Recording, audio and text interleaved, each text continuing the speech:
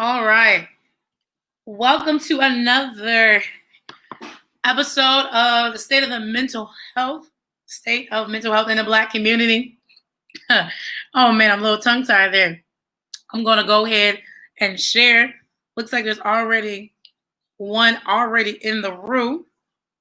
So if you don't mind, go ahead and share this post as I do the same. You all do the same. Go ahead and share the live. Just want you to know tonight we are talking about higher infant mortality rate amongst us minorities. Specifically tonight, we're talking about that of the African American woman. I have several young ladies that are waiting to jump on, but I'm not going to bring them in just yet. I'm going to wait on you to do your job, which is to share and let people know that we are on. It's funny, my sister wants to act up and not let me be great and share my own post. So if you don't mind, go ahead and share. I don't know. Let me know where you're watching from. I know last night I kind of cut in. I didn't get to ask people where they were watching from. I know we had Toledo. Of course, Lorain County local people were watching. But because I know I have people that are coming on that's from Texas and Columbus area, let me know where you're at, where you're watching. Just write in the comments. Let us know where you're at. We want to know if this here, this work that we're doing is touching lives in other places, not just here on the web or social media, but even that of a particular city. So let us know where you're from. I see your numbers. Let me know where you at, where you watching from. Where you at, people? Let me know where you at. Is it all Ohio? Okay, we got 10 folks in the room and y'all won't let me know where you're from. Somebody be obedient. All right, so I'm not going to prolong the time. There's been a 2-minute wait, and I'm just going to go ahead and bring in my guest. But please, you that are watching, please share. I appreciate the shares, but let us know where you're from, where you're watching. So I'm going to bring in the guests just as how they're going to come in speaking. So I'm going to bring in Mariah Ballard Johnson first in the room with me. Hello there. Hello, sis. Hey. Then I'm going to bring in, let's see, heavy hitters here.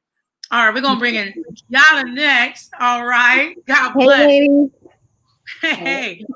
Then we're going to follow up, not last, definitely not least. We're going to bring in Alexis here. Hey, y'all. Hey. This is a girl show tonight. Hey. I had me and Ashley, and then Monday it was just me. I was all by myself with the males all in the room. But it was all good. It was all good because if there's one thing that my friend, my sister, all the above, all these accolades I gave her, Ashley Bennett, said last night. And the beautiful thing of this whole week is that we have men, Black men, that are openly being transparent and raw and telling us their feelings. And so it's good because women, we love to talk. God has definitely gave us the gift of gab. And so, yes, he has. Yes, he has. And so we're going to do this. I'm going to allow each of you all to introduce yourself. Don't tell too much about you yet because we're going to get to stories. I just want you to introduce yourself. And then once we go do it in the order that I brought you in, Mariah, Kiana, Alexis, and then we'll get into the nitty gritty. So just tease a little bit, but not enough. Okay. Well, my name is Mariah Ballard Johnson. I'm from Lorain, Ohio, always born and bred Ohio. But right now I'm in Houston, Texas with my husband. We're serving at the New Jerusalem Baptist Church. I'm the first lady. He's the pastor. And yeah, just living life. I'm working for Channel 13 out here. And I'm also a survivor of our topic today. I can't wait to share more about that. Amen. I am Kiana Harper. I am from Elyria, Ohio. I have lived in Columbus or Franklin County for over 20 years. I'm a licensed professional counselor. I'm also in ministry at Kingdom Life Church. And I'm just blessed to be here. Thanks for inviting me. I am Alexis Baker. I was born and raised in Elyria, Ohio. Moved to Columbus about 10 years ago, newly married as of 3 months ago. Shout out to my husband. I lived in Columbus for about 10 years now, went to Ohio State University, and I am a local birth doula, a saved, sanctified, and delivered birth doula. So important. Make sure you add that in there. Oh my Lord. So this is hilarious. I wasn't gonna say that about two things. I'm gonna first start off with a nice comment, which is it's a beautiful panel to be on with Save Women. It is a beautiful thing to see. I don't even think in May did I have this many melanated women on my show that was saved all at the same time. It was just me and you came one time, and then Lanita with me at one time, Marquez. I didn't have this much melon on the street. Black girl magic. That's right. Seriously. But also, you all are married, and I wasn't gonna bring this up, but since y'all said it, the sister still looking. I mean, not looking, she waiting patiently. Listen, you do what you say. Scripture says a man that finds a wife finds favor with the Lord, right? So you do what you're supposed to be doing and position yourself, right? And you came out the gun ready for it. I'm just saying, ready for you. That's the answer. Everything we go through in life is in the word. Mm-hmm. Yes. Everything we go through in life is in the word. I'm just glad that you was ready, Kiana. It's crazy. So listen, just come to Houston. I still may bring it up again because I did ask you about timing because when you single, time is like, what is that? We can do this, whatever. But no, and I'm joking. Your Boaz is gonna watch you, see you gleaming. You'll be gleaning somewhere. He gonna be like, okay, wait, that's mine right there. I found her. That's mine. That's mine. Come on. I love y'all. I want to repeat some things that were said on Monday and Tuesday. Again, I see people that are jumping in and out. It's beautiful to see you. Your numbers rising, but can you let us know where you at, where you're listening? We appreciate to know that. But I want to repeat some things that we were taught yet on Monday and Tuesday, and I want to carry this on for the rest of the week. On Monday's topic, it was the police brutality and racism, and something I believe that we can still take with us today is that there was a quote or something I can repeat saying is, we need to learn how to get comfortable with uncomfortable conversations. We were talking about that in regards to that of, obviously, like I said, police brutality and racism. But even tonight, us trying to get comfortable with an uncomfortable conversation, such as tonight, it's a very heavy one, a very sensitive one. Even last night, that builds up to even today. There was something said that said, sometimes what we desire is not good for us. God can be protecting us from it, even if it's a relationship with our Father. For those people who did not get to watch last night's show, we were talking about the absence of a father and the family structure. And a lot of people are still wrestling with the fact that they have an absent father, not absent by death, but absent that are still physically living, but yet do not have relationships. So tonight, I wonder what I'll be able to grab and be able to share with the people on tomorrow, what we're talking about tonight. And so on that, I want to reiterate again the topic with my little notes here is the high infant mortality rate amongst African American women. And just for clarification for anybody who may be watching, as well as myself, who was quite not knowledgeable about this topic, I had to actually look and define what was infant mortality. Like, what is? I know what it means, but what consists as an infant? And it says any child that has not survived to see its first birthday consists under infant mortality rate. And so, here I am messing up. It had gave me something. I don't have my one note, but I'm gonna find it, which was explaining what causes the infant mortality rate. Maybe Mariah, who's done some research, and maybe Alexis can answer that for us. But in the meantime, while y'all talk, I'm gonna go look for my note that actually that is there. I'm gonna start off with Mariah. Mariah, I want you to tell us your story first, And then Alexis, we're going to come to you and ask you a simple question. Get ready. Just to simply define what's a doula. Don't ask the midwife yet. Don't do that yet. Don't do that. And then Kiana, we're gonna come work with you with a different topic, which is dating to find a counselor. Now, this is all gonna mesh together. It's all gonna mesh together because once we get to these three different sections, we're going to get in with the conversation. Be not alarmed, my people. I know what I'm talking about tonight. So, Mariah, go in and tell us the story. Oh Lord, Jesus! I feel like you just called me up to preach, daughter. Whew, that was a great introduction. That was a great introduction. But yes, just take a deep breath because this is such a heavy topic and it's so real. And I just feel like we don't just have casual conversation about it. Like, just relax. These are real people dealing with real stories. And I just want to share mine with you all. I may skip over some things. If you need to stop me and ask further or try to pull something more out of me, please do, because I'm getting used to telling my story. So yes, please help me out. But firstly, just in my first trimester, let's go all the way back to my first trimester. So I still have Medicaid, Medicare through Ohio. And so I'm down here in Houston and I'm trying to find a doctor, preferably a Black doctor. And I'm always like, why do Black women always just search for Black doctors? But now I know why. Now I understand why my mother told me to find a Black doctor. So I tried and I couldn't find one. So I ended up going with a white lady who was very nice, but there were several signs that things were going on with my body that she just didn't catch. So mainly an excess amount of protein in my urine. Repeatedly, I was coming in, my protein levels were too high. And then I was actually out one day and I was using the restroom and the whole toilet bowl filled up with blood.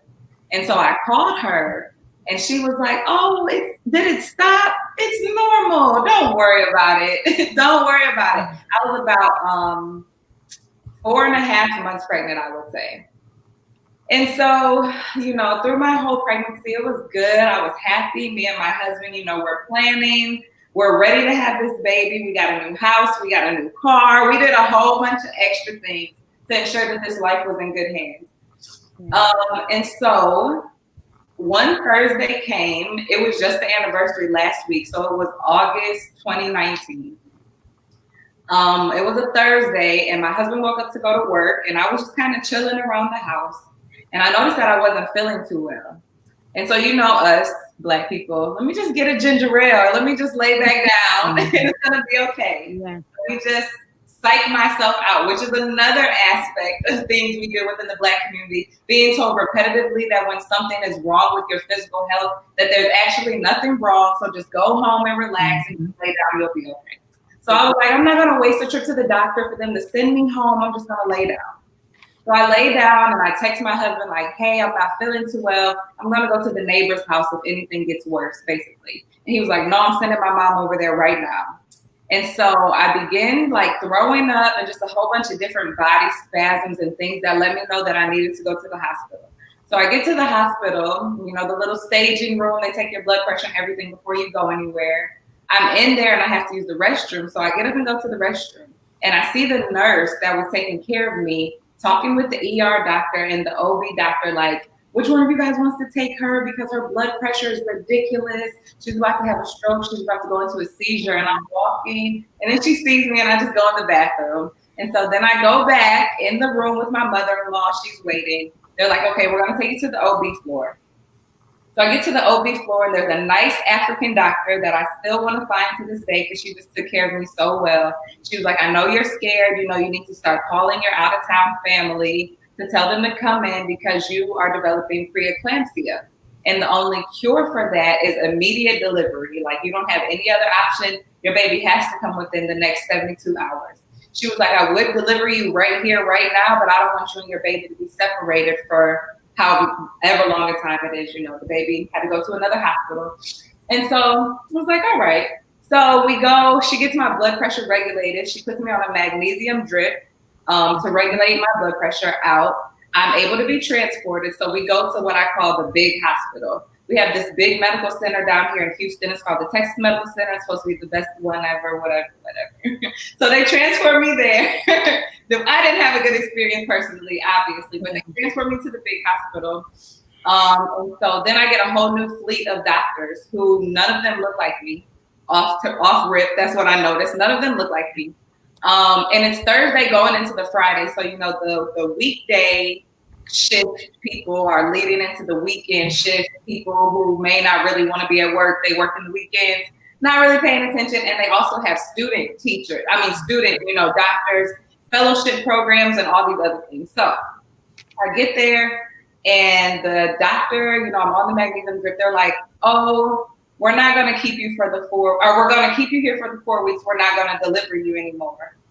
And we were like, that's kind of strange because I thought that if you didn't deliver me, something was going to happen. Like, they already gave me the steroid shot that they give you, if you're about to deliver a preterm baby to make sure that their lungs are helps their lungs develop or whatever. They gave me all that. I was prepped. My mom was at the airport. She was on her way with my dad. They were ready. And that was Thursday. And so I had to call my mom because I was like, Mom, they're going to keep me for 4 weeks or whatever. They're not going to make me go into labor in these next couple of days. They said that I look good. They looked at the baby. They kept telling me, don't worry about it, Mom. Your baby has textbook numbers. There's nothing that's going to happen. Your baby is off the chart, beautiful, perfect. You guys are doing great. I can't even believe that you came in here in the condition that you did. And I was like, okay, that's great. They moved us to a room. We were there for 4 weeks. And then my husband was like, I got to leave. I got to go somewhere. And so my mom ended up coming because, of course, Black moms.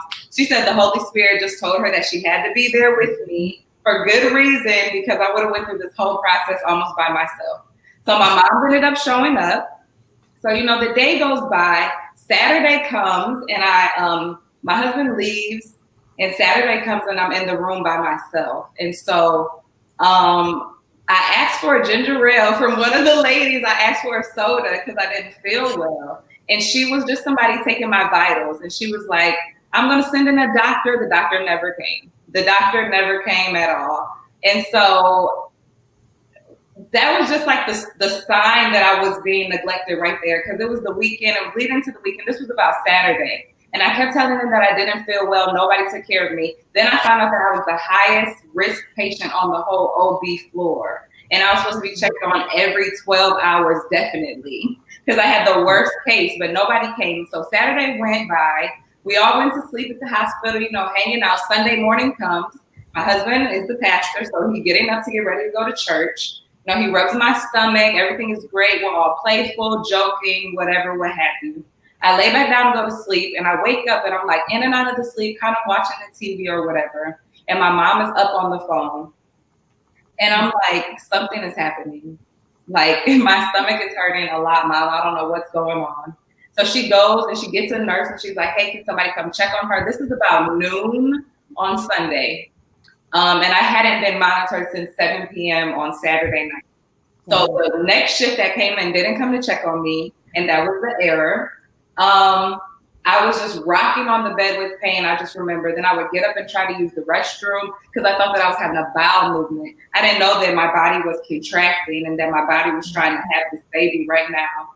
Had I known that, had that nurse came and checked on me at the time she was supposed to, this could have been a different outcome of the story. So the nurse tells my mom, hold on, you got to be patient. So, I'm in the restroom. I pull the string. The nurse doesn't come.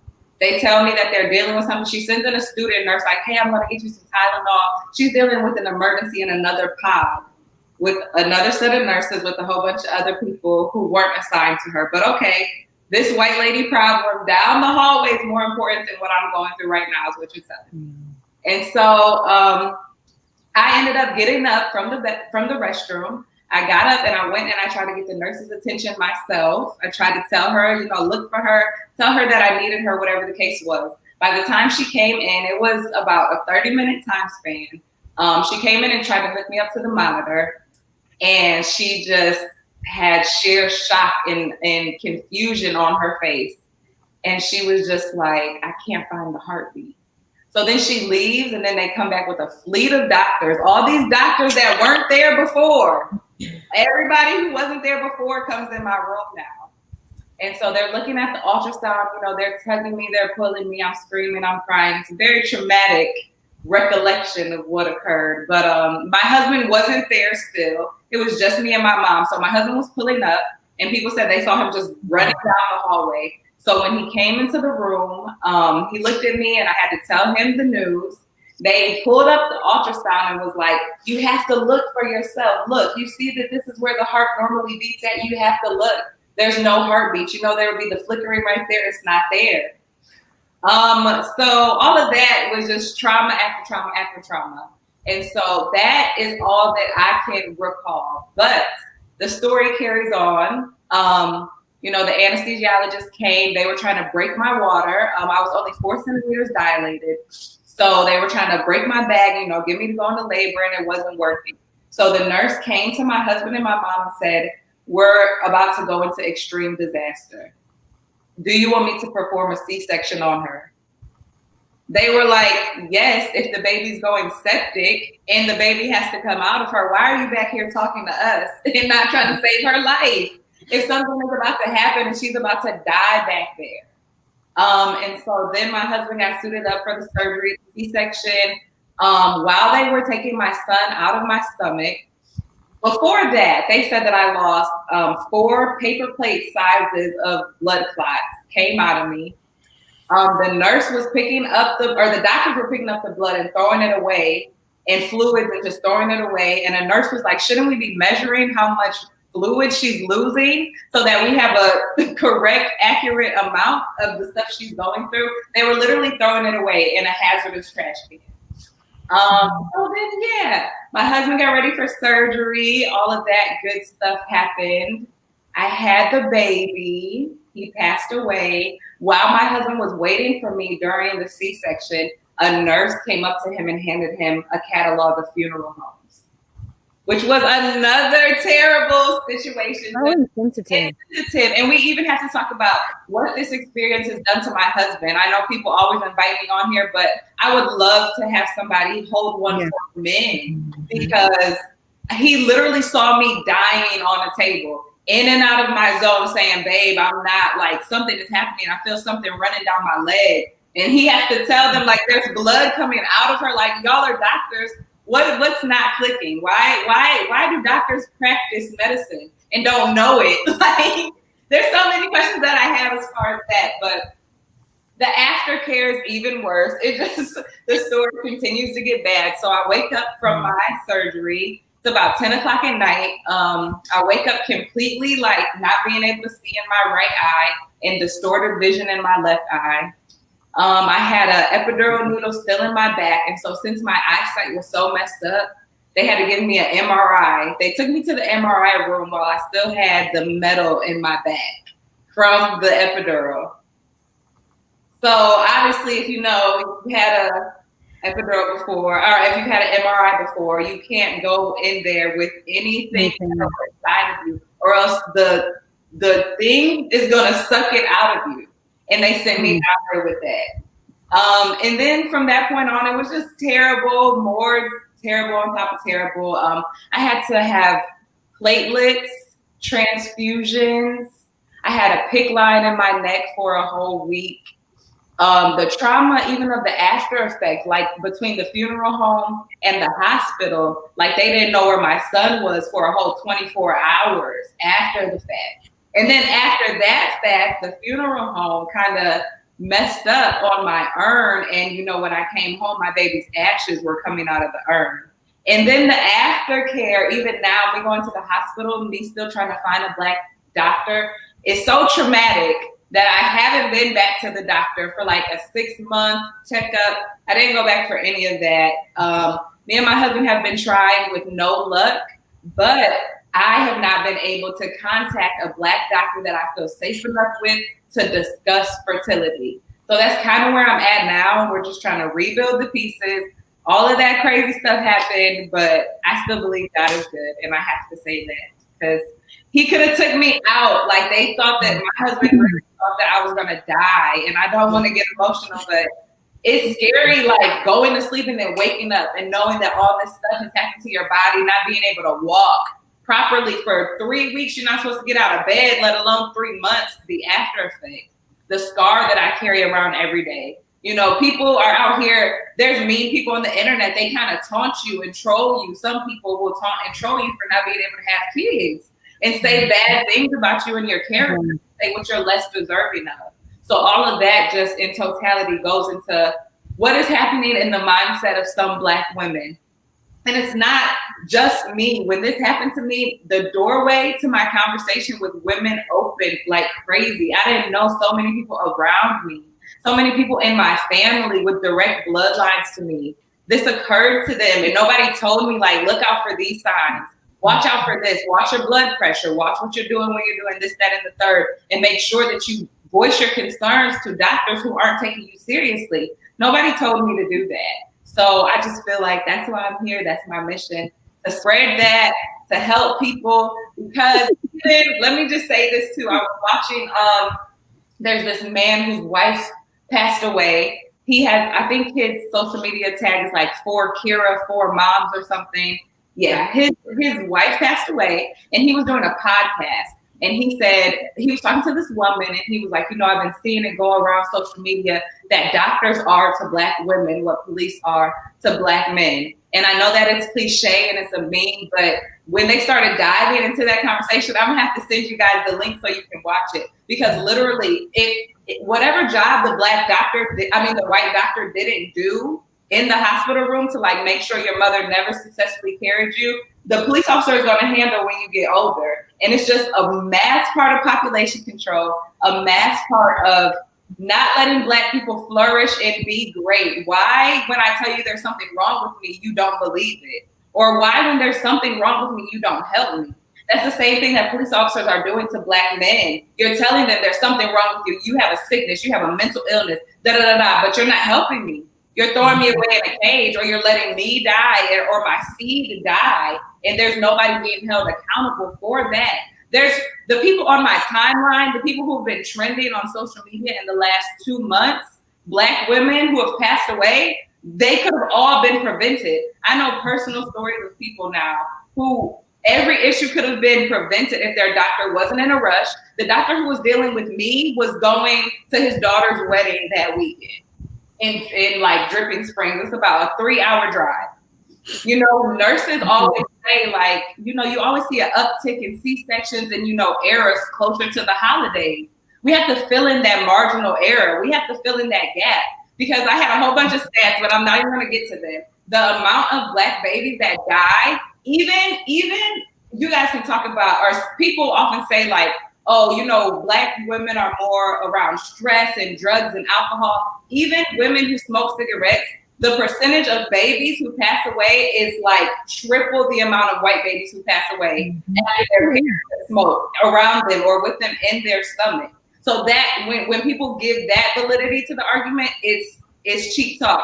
You're just saying a whole bunch of things that don't make sense. Because if I'm healthy, I'm doing the right thing, and I seek help when I feel that I need help by trained professionals, my child still doesn't make it. And there's no explanation. There's no explanation for it. There's no explanation for it. So that's what I have to say.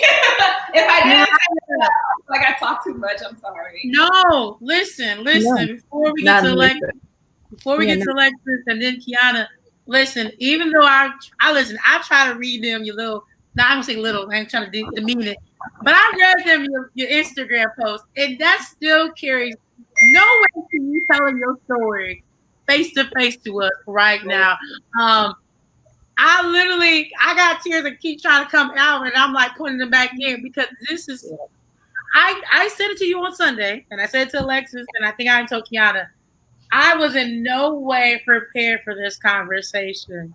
I'm not gonna go on this long tangent, but when people ask me how did I come up with these topics, I don't have an answer. I told you, Mariah, I saw your name one day and I was like, gotta get her. I saw Alexis' name one day and was like, Krista Dula, gotta get her. And I knew I couldn't do this without, and I'm not even kidding you, I cannot do this without Kiana. I cannot do this without having a therapist in the room. I know we say, but listen here. We say, but sometimes say folks only want to pray about a thing, but we need some realistic, practical work. And that's why we got Kiana here. So I want to first say, and I'm getting loud in this hotel room, my God. That's all right. You're Thank right. you. I want to say thank you. I'm going to say it more than one time, but thank you. If you've already seen people are saying they admire your strength. So thank you, Mariah. Now, for those who may just be tuning in, again, the topic is the high infant mortality rate amongst African American women. So Mariah is sharing her experience, and Alexis here is a Christian doula. We're gonna give it her 1 second, and then Kiana Harper is a therapist, a licensed therapist in the room. So we just don't got Kiki just asking questions without actually having all the right pieces to the puzzle here. All right. So the question I had for you, Alexis, was what is a doula? Now, again, do not explain the difference yet. Just tell us what exactly is a doula. So a doula, I have to like bring myself back because I'm also trying not to lose it right now. A doula is a support person for a woman in labor that provides educational, informational, and physical support from time of contract throughout pregnancy, up through delivery, up to the immediate postpartum period. I am a birth doula, so my tenure with my clients ends a few weeks to about a month postpartum. However, I still have relationships with all of my past clients, and some of them are 1 and 1.5 years old by now. Postpartum doulas are specifically for the postpartum period, what we call the 4th trimester. So mothering the mother, making sure mom is taken care of after delivering, making sure baby is well adjusting to life outside of the womb. And that can be anywhere from immediately after delivery to 6 months to a year, depending on how a doula wants to define that relationship with their client. So I like to say the birth tour guide. I did not create the scenery. I simply point out what to pay attention to and where to go if there are questions or concerns or thoughts. So I refer to myself as a birth tour guide, if you will. All right.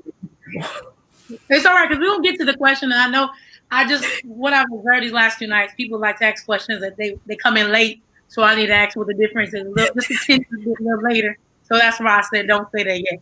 Now, Kiana, the reason why I asked the first question with you is how to find a counselor, because we understand this sensitive conversation. There's going to be some questions that going to hit hard, maybe from Mariah, and maybe people who are like Mariah. And so we need to help them from the beginning.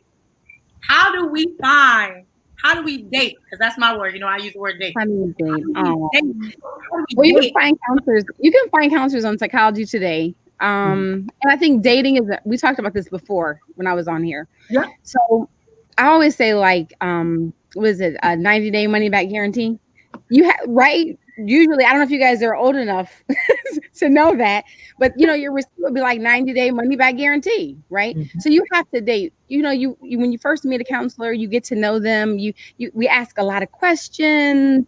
We get kind of personal because we have to know.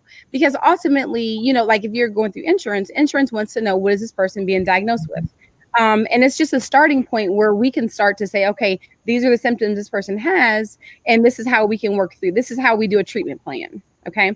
So it may take maybe 3-4 times before you actually get to actually doing stuff. I mean, it's like interviewing, it's interviewing, you interview each other. Like for me, it's like, ask me any questions that you want to ask me and we'll talk. It's conversation. It's not, I tell people a lot of times, I'm kind of directive. Like I give homework, you know what I mean? Like we read books, we do journaling, we do a lot of different things because I think that it helps get it out. So as you were talking, Mariah, I was like, this is actually a healing, right? Because it's healing. And so maybe in the beginning it was like, okay, you're crying, you're feeling some kind of way. Now you're like, no, listen, this is what's going on and this has got to stop. So it kind of takes you through like a transition, I feel like, in counseling, especially when you've had trauma, because you have a voice. I believe counselors give you a voice. What is it that you got to say? Let's get it out. Right. And then you go from a treatment plan and so on and so forth. Does that answer your question? Yeah. I just want to help people because, The last couple of nights, I kind of went on a tangent, and the mental health pieces kind of get lost in the section. But no, honestly, I wanted to ask that question because people have been hurt by finding counselors, and so I want people to know that it's okay to date a counselor. And I'm not. There's no shade, no plug to that. I'm being honest. You need to date to find a counselor. I've just been blessed. I'm not gonna lie. I was been very blessed to take one date instead of them. Unlike marriage, like you have to give them, but you have to at least get a feel, right? So if you go out with one, so sometimes you just get a counselor. You're like, I can't deal with that. I can't. Yeah. But then you're like, you know what? Let me give it a try, right? Let me call back and see. Let me sit down and see what's going on. And a lot of times, like I hear people saying, well, it's like something about you. And I'm like, oh, okay, I don't know. Maybe it's just a Jesus in me. Because honestly, I believe that's what people are attracted to. It's not really me. It's just that I'm being used as a vessel, right? And so for me, it's like we talk about spiritual stuff and we talk about worldly stuff. Depending on where you are, it depends on the actual client, right? If you want to get down nitty gritty, and a lot of times people don't understand that when we ask questions, we really know what the problem is because people try to hold back. They don't want to really tell you what's going on. But if you have a counselor, for me, and like discernment helps me a lot because I'm like, okay, what is this person, as they talk to me, what is this person dealing with? You know, what is this person dealing with? Right. And a lot of people sometimes are obvious. If they don't have that, they're like, okay, you know, yeah, okay. And it's strictly that way. But for me, and I don't know about other people, but for me, I'm like, okay, this person has got some issues, Lord, right? And somebody may, it's depression, yada, yada, yada, yada, yada, because of trauma. But then some people, right, will be like, well, it's trauma from childhood, or it's trauma from sexual abuse. So I'm like, okay, let's get down to the nitty gritty. You're telling me you're depressed. You're telling me you're this. You're telling me that. But for me, as I'm talking to you and you're telling me there's an underlying issue. So that takes me a while to get to, because some people don't want to just open up and say, hey, this is what I've been doing. Mm-hmm. Right. That was me. I did the easy work. They don't want to cry in front of you. They don't want to be vulnerable. But you're like, okay, that's fine. And it's fine. It's like, oh, that's okay. So it takes a while. So dating counselors is important. It takes a while for you to feel comfortable with anybody, even with your friend in high school or elementary school, right? Yeah. So, no, people like me. I'm just me. People love to stop. Let me stop. Let me stop. We're saying about me, y'all. So let me go back to earlier about when I said I didn't have it written down. With the causes of infant mortality rate. There's listed 5 things, and then you can go into more. But 1 was birth defects. 2 was predetermined birth and low birth weight. 3 was maternal pregnancy complications. 4 is SIDS, which we all know is sudden infant death syndrome. And 5 was injuries, and this example was suffocation. This is from the CDC. But this is what I want to bring up before we go really into these conversations, because we are going in there. I love to play the antagonist side, which is people think, oh, are you really just saying that African American women really have the highest infant mortality rate? Well, of course, we're all listening to CDC with the virus. Why not? Not knocking it. No shade. Let's listen to what CDC has to say on here. I don't like the way they describe Black people nor white people on this, but as of the rates or statistics from 2016, I'm going to say it slow. In 2016, the infant mortality rates by race and ethnicities were as follows. Non-Hispanic Black, which is Black, it says 11.4. American Indian and Alaska Native was 9.4. Native Hawaiian or other Pacific Islander was 7.4. Like a little preacher voice coming up. Hispanics was 5.0, and non-Hispanic white was 4.9, and Asian was 3.6. But this right here, let me help you out. Where's that? This right here is what bothered me. For those who may say I'm in Ohio, what does that do with me? Let me help you out. Hold on. Let me help you out. So I wanted to see, where does Ohio fall into this situation of the high rate, right? So this is breaking out as of 2008 statistics. It says Mississippi comes in first with 8.3. Louisiana follows with a 7.6, and Arkansas is 7.5.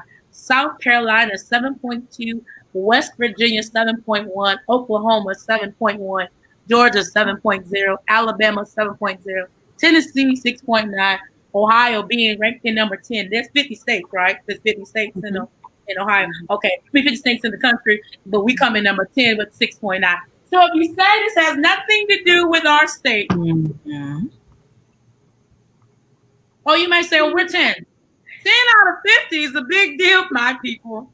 This is a big deal. It's a big conversation. Yeah. Did anybody else chime in? No, we good. All right. So, Mariah, my question to you, because I'm just asking everybody, is honestly tell us, how are you surviving day to day? Yeah, I'm just going. How are you surviving? How are you surviving? Man, the after work is the hardest, I think. I don't know how I'm surviving, Kiki. I'm just waking up and going through the motions. I tried to reach out to counselors, but the 2 counselors that I tried, my insurance plan wasn't with them. So after that, I just kind of got discouraged, and I just really, lean on my mom. I talk to my husband. I don't do much to do that. And let me say this, because I think it's important. I was traumatized by a counselor when I was in 4th grade. So I had a tragic event happen to me. I shared it with her. And, now as an adult, I understand why she had to share it with my mom. But since then, it's just been so traumatizing for me to go back. So I just always shy away from counseling. I'm trying to put my big girl pants on and go back for it. But I just really, I don't know. I've been reading more books during quarantine. I've been trying to educate myself and just how to move forward with this. I don't want this to just be my story. But all of those lists, all of those numbers and percentages of people that have lost their lives or lost their babies, over half of it, I can arguably say that they could have been prevented. So that's what I'm here to try to do. So I want to chime in. Have you guys, I know you're talking about states and numbers and this and the other. Have you ever heard of a lady by the name of Katie Cannon? She wrote a book. And when I knew that I was coming on here with you, I was like, okay, now God, what does this look like? Right? Which road do I take? And he brought a book back to my remembrance, which was called Black Woman Ethics. Now, I usually, for me, right, I'm like, I'm a feminist. Let's go women, yada, yada, yada, yada, right? This is just me. And I went to seminary, and they had introduced me to this book about Black women. And I was like, what? What is this? And so there's a difference between being a womanist and a feminist, right? I thought I was a feminist because I'm like, hey, all women. No, but as Black women, we face other kinds of issues that other women don't face. Yep. Literally, I mean, can I just read something out of here? Because this is, and she also had the same struggle, and that is why she wrote the book.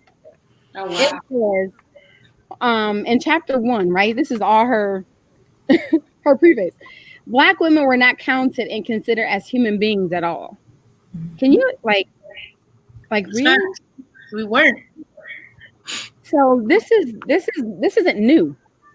And this is from Civil War. This isn't new. This is from slavery. This isn't new, right? The fact that it happened to you, right. And I don't want to say it happened to the right one, because literally, it's like you, where you are, God is like, give it a voice. Yeah. Expose it. Definitely. Turn it up. I mean, we talk about turn up, but in a righteous way. Sure. I mean, really, like, Sure. turn up. Yeah. Because it has to stop.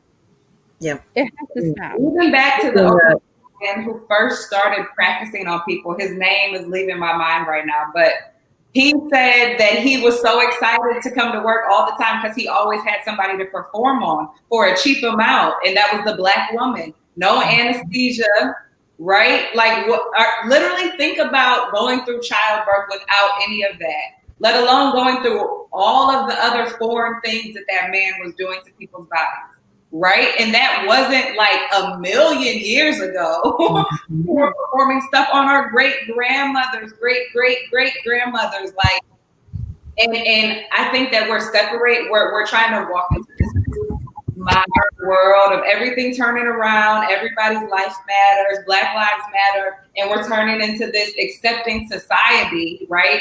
But just like the Black Lives Matter movement is taking off after George Floyd, like it should have been, there has to be a moment in time for the women, for something for us specifically to take off, to where we don't have to take crap like this anymore, and crap on every side, crap in the hospital room. Where am I supposed to go if I don't feel safe? I can't go to the hospital and I can't call the police. And you mean to tell me I can't be stressed out either? Right. It's not gonna work like that. And you're gonna call me an angry Black woman all you want to until these systems are dismembered. Period. That's valid. It's valid for being angry. It's valid for being upset. It's valid. All of these are valid because the system looks against. It just does. It always has. It always has. And moms my age are dying. That. There's been births since before Jesus was people were being born. So how do y'all not have a concrete practice in place yet to ensure that everything is properly maintained through the labor and delivery process? Yeah, there is a concrete process. Unfortunately, it's structured to favor and disfavor. Yeah, there is a concrete process. There is a standard. How you interact with the standard as a healthcare provider is the distinct difference. You had mentioned the gentleman from not even really all that into slave days. Like it wasn't like 1400s. This was like late 1800s, was J. Marion Sims. And J. Marion Sims is the father of American gynecology. How did he become the father of American gynecology? This is Google. I'm not giving any information. This is Google. This is Google. My people perish for lack of knowledge, so I'm just going to say that. So J. Marion Sims is known and recognized as the father of American gynecology. How he became the father of American gynecology was, as she said, was free experimentation on slave women. No anesthesia, no cleansing of instruments between patients.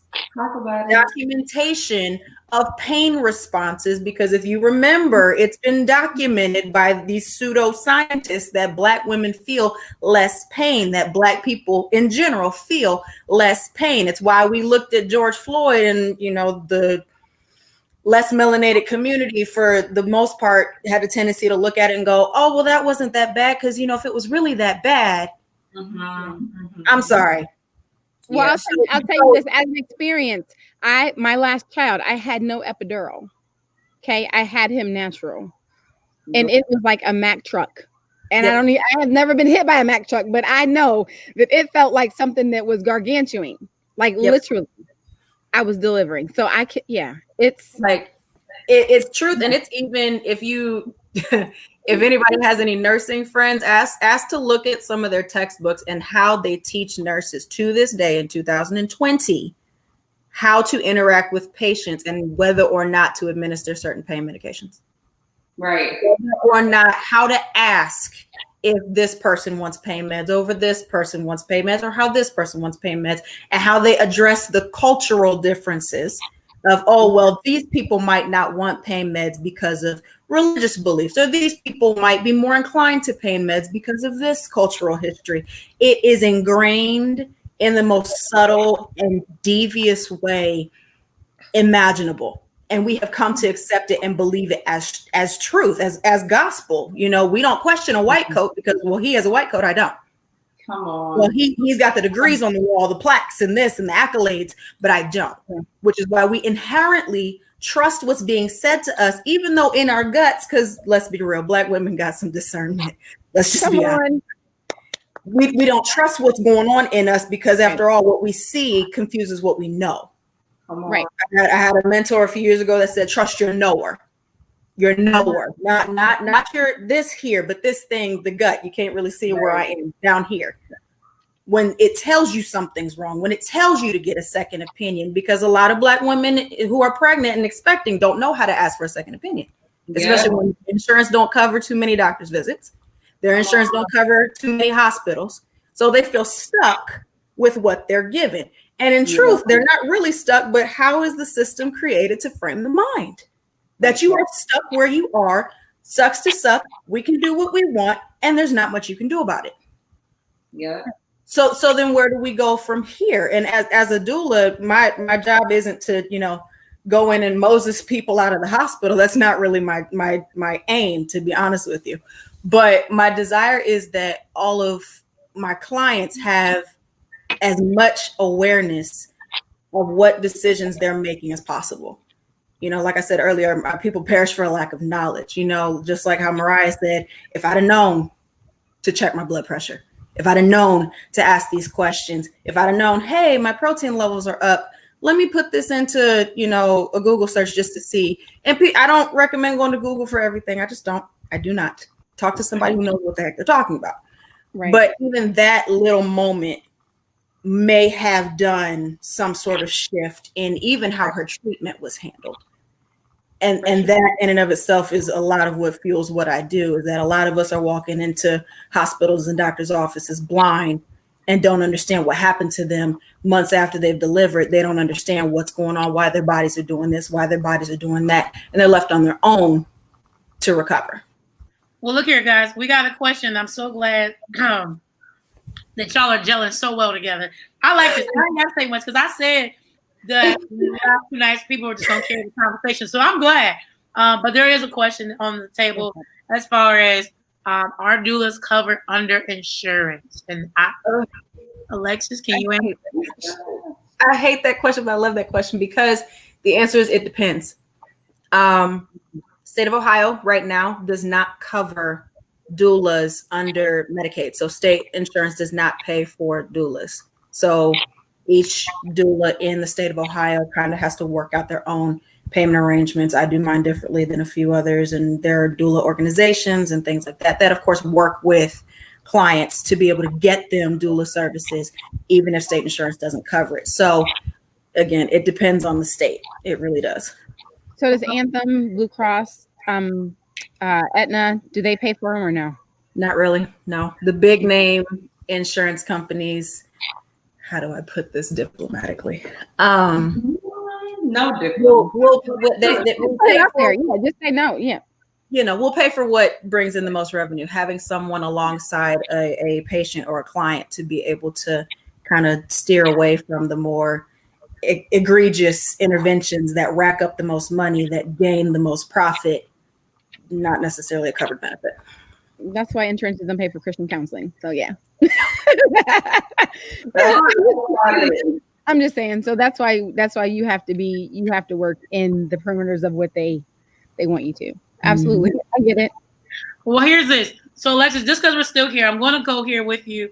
And then Mariah to Kiana. Kiana and Mariah, there's a question that, depending on what Mariah answers, we'll see. It's nothing bad. Nothing, I'm not. Last night, I threw some curveballs out of some people, and people were like, you didn't tell me you was going to ask some questions. Well, I'm sorry, Okay. All right. So for Alexis, let's go here. Why do you believe that having a doula or a midwife, I know you probably was touching on earlier, is a good decision to have along the process? And hold on, because I want you to bring this up when we talk about off air. When I kept talking about, I'm going to have this doula on my show, people were like, well, isn't that a thing that African Americans already do? Like, isn't that your culture? And I was like, wow.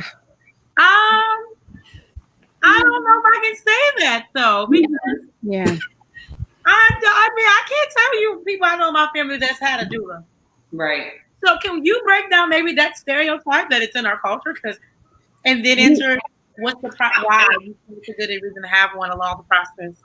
I'll put it this way, especially with Black women and how we foster sisterhood and how much we love to be one with one another.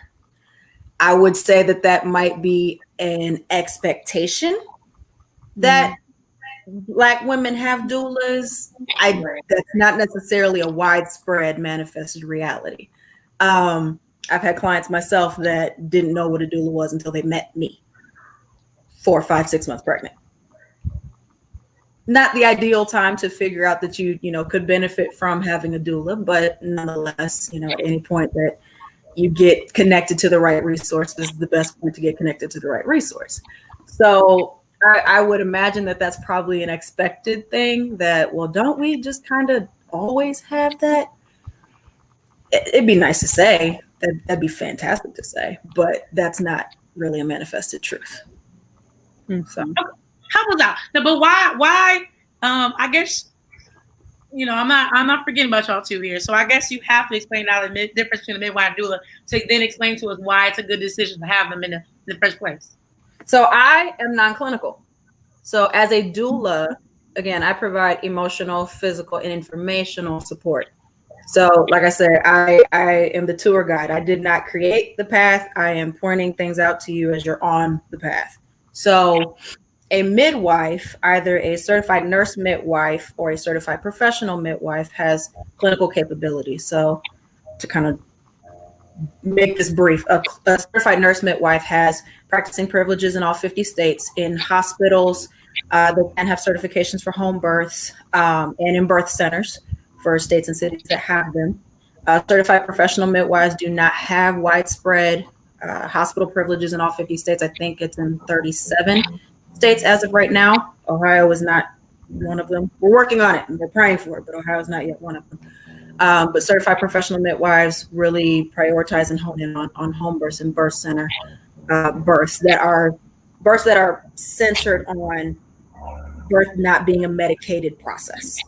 So you don't need XYZ to have a healthy birth. That's kind of where a certified professional midwife would come in. But if you do want a midwife, someone who is centered on birth, centered on safe delivery, and not necessarily centered on being overly hospitalized, a certified nurse midwife still does do that, but can kind of intervene in a more clinical manner. So she'll take your blood pressure, she'll check your heart monitor, she'll do vaginal exams, even deliver. But doulas, like, legally I cannot and would not deliver a baby. So that kind of makes the distinction, is that a midwife has more, far greater privileges than I would. But as far as the necessity, they work in tandem. So all members of the birth party are equally important. Her husband, her partner is important. Her doctor is important, whoever she decides to pick. Her midwife is important. Her doula is important, because they all serve different aspects of what she needs as far as care is concerned. I can go into that a little bit more, or I can wait. We'll wait, because I see the questions and we'll come back. I appreciate these doula questions. I ain't gonna lie, because I didn't have a whole bunch, but that's okay. Conversations are there. That's all right. So, Mariah, this may be sensitive. You can say yeah or nay. Don't answer the question. Since I asked you about how you're surviving day to day, I want to know where are you and your husband at as far as do you guys plan on having another child or trying? Yeah, so like I said a little bit earlier, we've been trying since it low-key happened, really. I'm gonna be y'all just come all in my business, child. That's all right. Just come all in my tea. And I spoke about it before. And there's not a lot of African American fertility doctors that are a part of my insurance plan down here in Houston.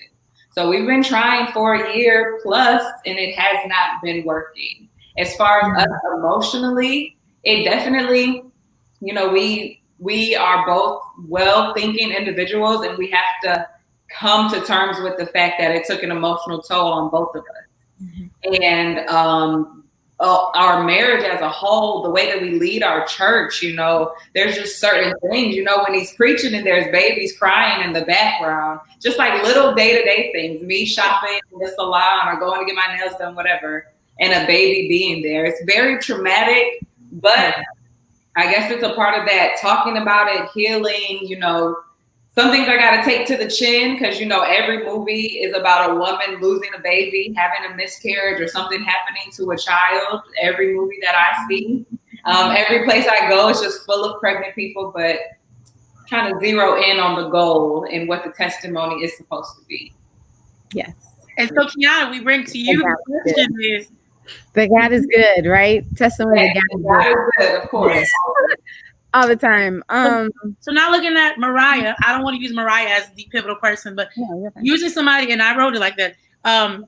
What would you suggest or say to someone who has a similar case like Mariah, similar case, and wanting to try? Like, what? How did I write this question? I said, what would you suggest for them, like steps or the process to look at mentally preparing themselves?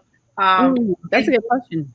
Yeah, definitely. Because I think we don't realize, let's pause for a second. We've said this earlier, but just in case for anybody didn't hear this, in all the shows that we've ever done, Black people, Alexis, you said it earlier, I'm say it again, we're taught other cultures are taught about our culture that we're so strong and that we always have this, I'm just going to push through spirit.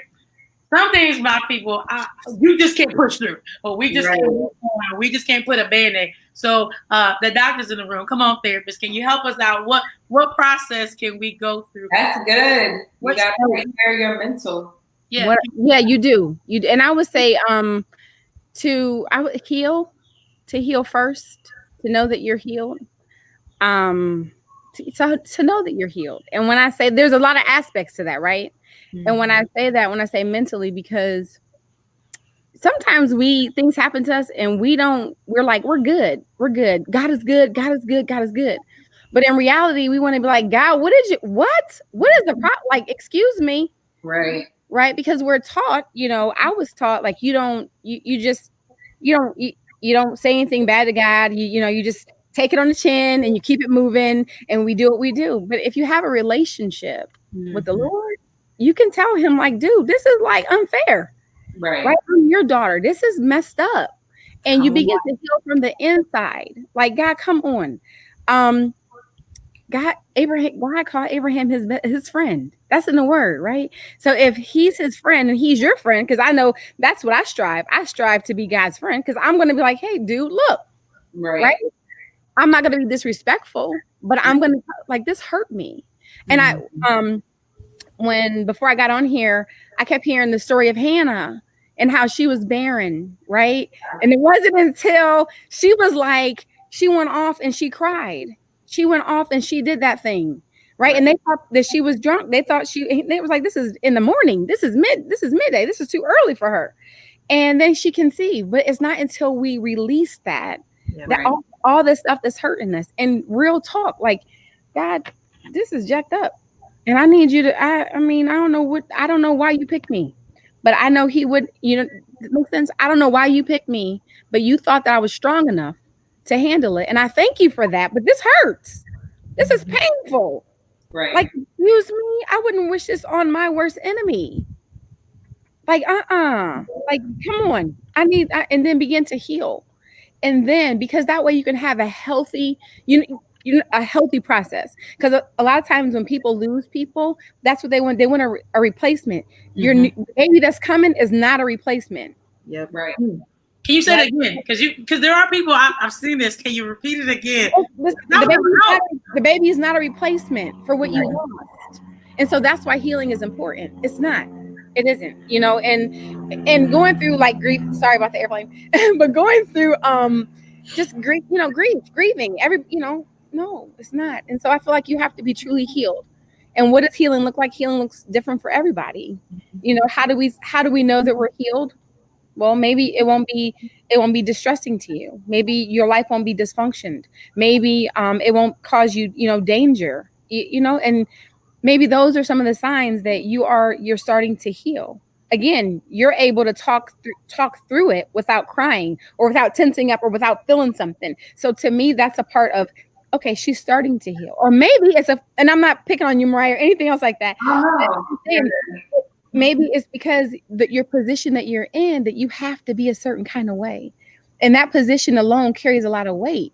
You know what I mean? It's like, I got to be Superwoman. I got to do this because I got a whole church looking at me. But in your quiet place, it's like, God, this is hurtful. Yeah. This is for real. Like, really, that's why it's, I just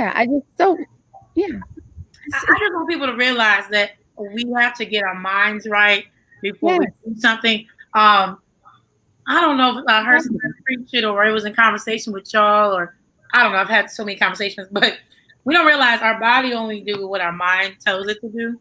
And so, our mind, you can, and let's just say for some people who've never really grieved and you do have a child, you've never dealt with that grieving process while you're pregnant, I can only imagine. Yeah. Then that all that emotion, that all that pain is going into that baby. And I don't know if that, when you produce it, what it would look like, but I think there has to be a true healing. I think people have to realize that it has to take place in our mind. I know a lot of times like this past week, all these topics are different, and people may ask, but how does this really relate to our mental? It all relates to our mental state of mind. I'm not trying to diagnose anybody with, PTSD, depression, anxiety, suicide.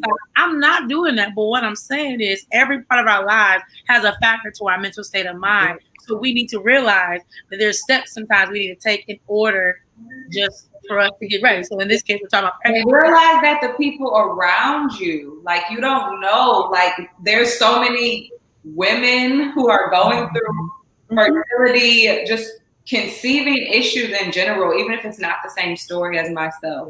Right. And, little pregnancy jokes, little things that people try to knock off that aren't really a factor in your life could have really ruined a whole person's day because of what other people have told me, and just they're out in public and people make a joke about it, or people bring their newborn babies right up to them and they're like, oh my God. So just give everybody grace. Yes.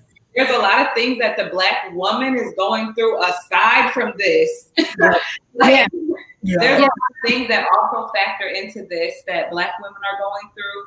So just let us as Black women give each other grace. Aunties, stop asking when people having kids, okay? We love y'all. Yeah. I love you. And I know that you mean no harm, but it's not your business. That is not your business, love, and it's okay. It's okay.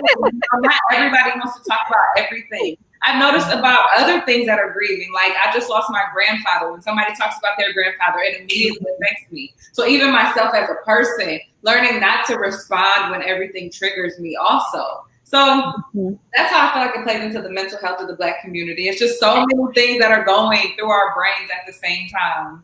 It's like, we can never catch a break. And I'll share this and be vulnerable. And you are right, Mariah. When I had my last child, I had my tubes tied. And for a long time, I used to hate seeing women that were pregnant. I'm like, ugh.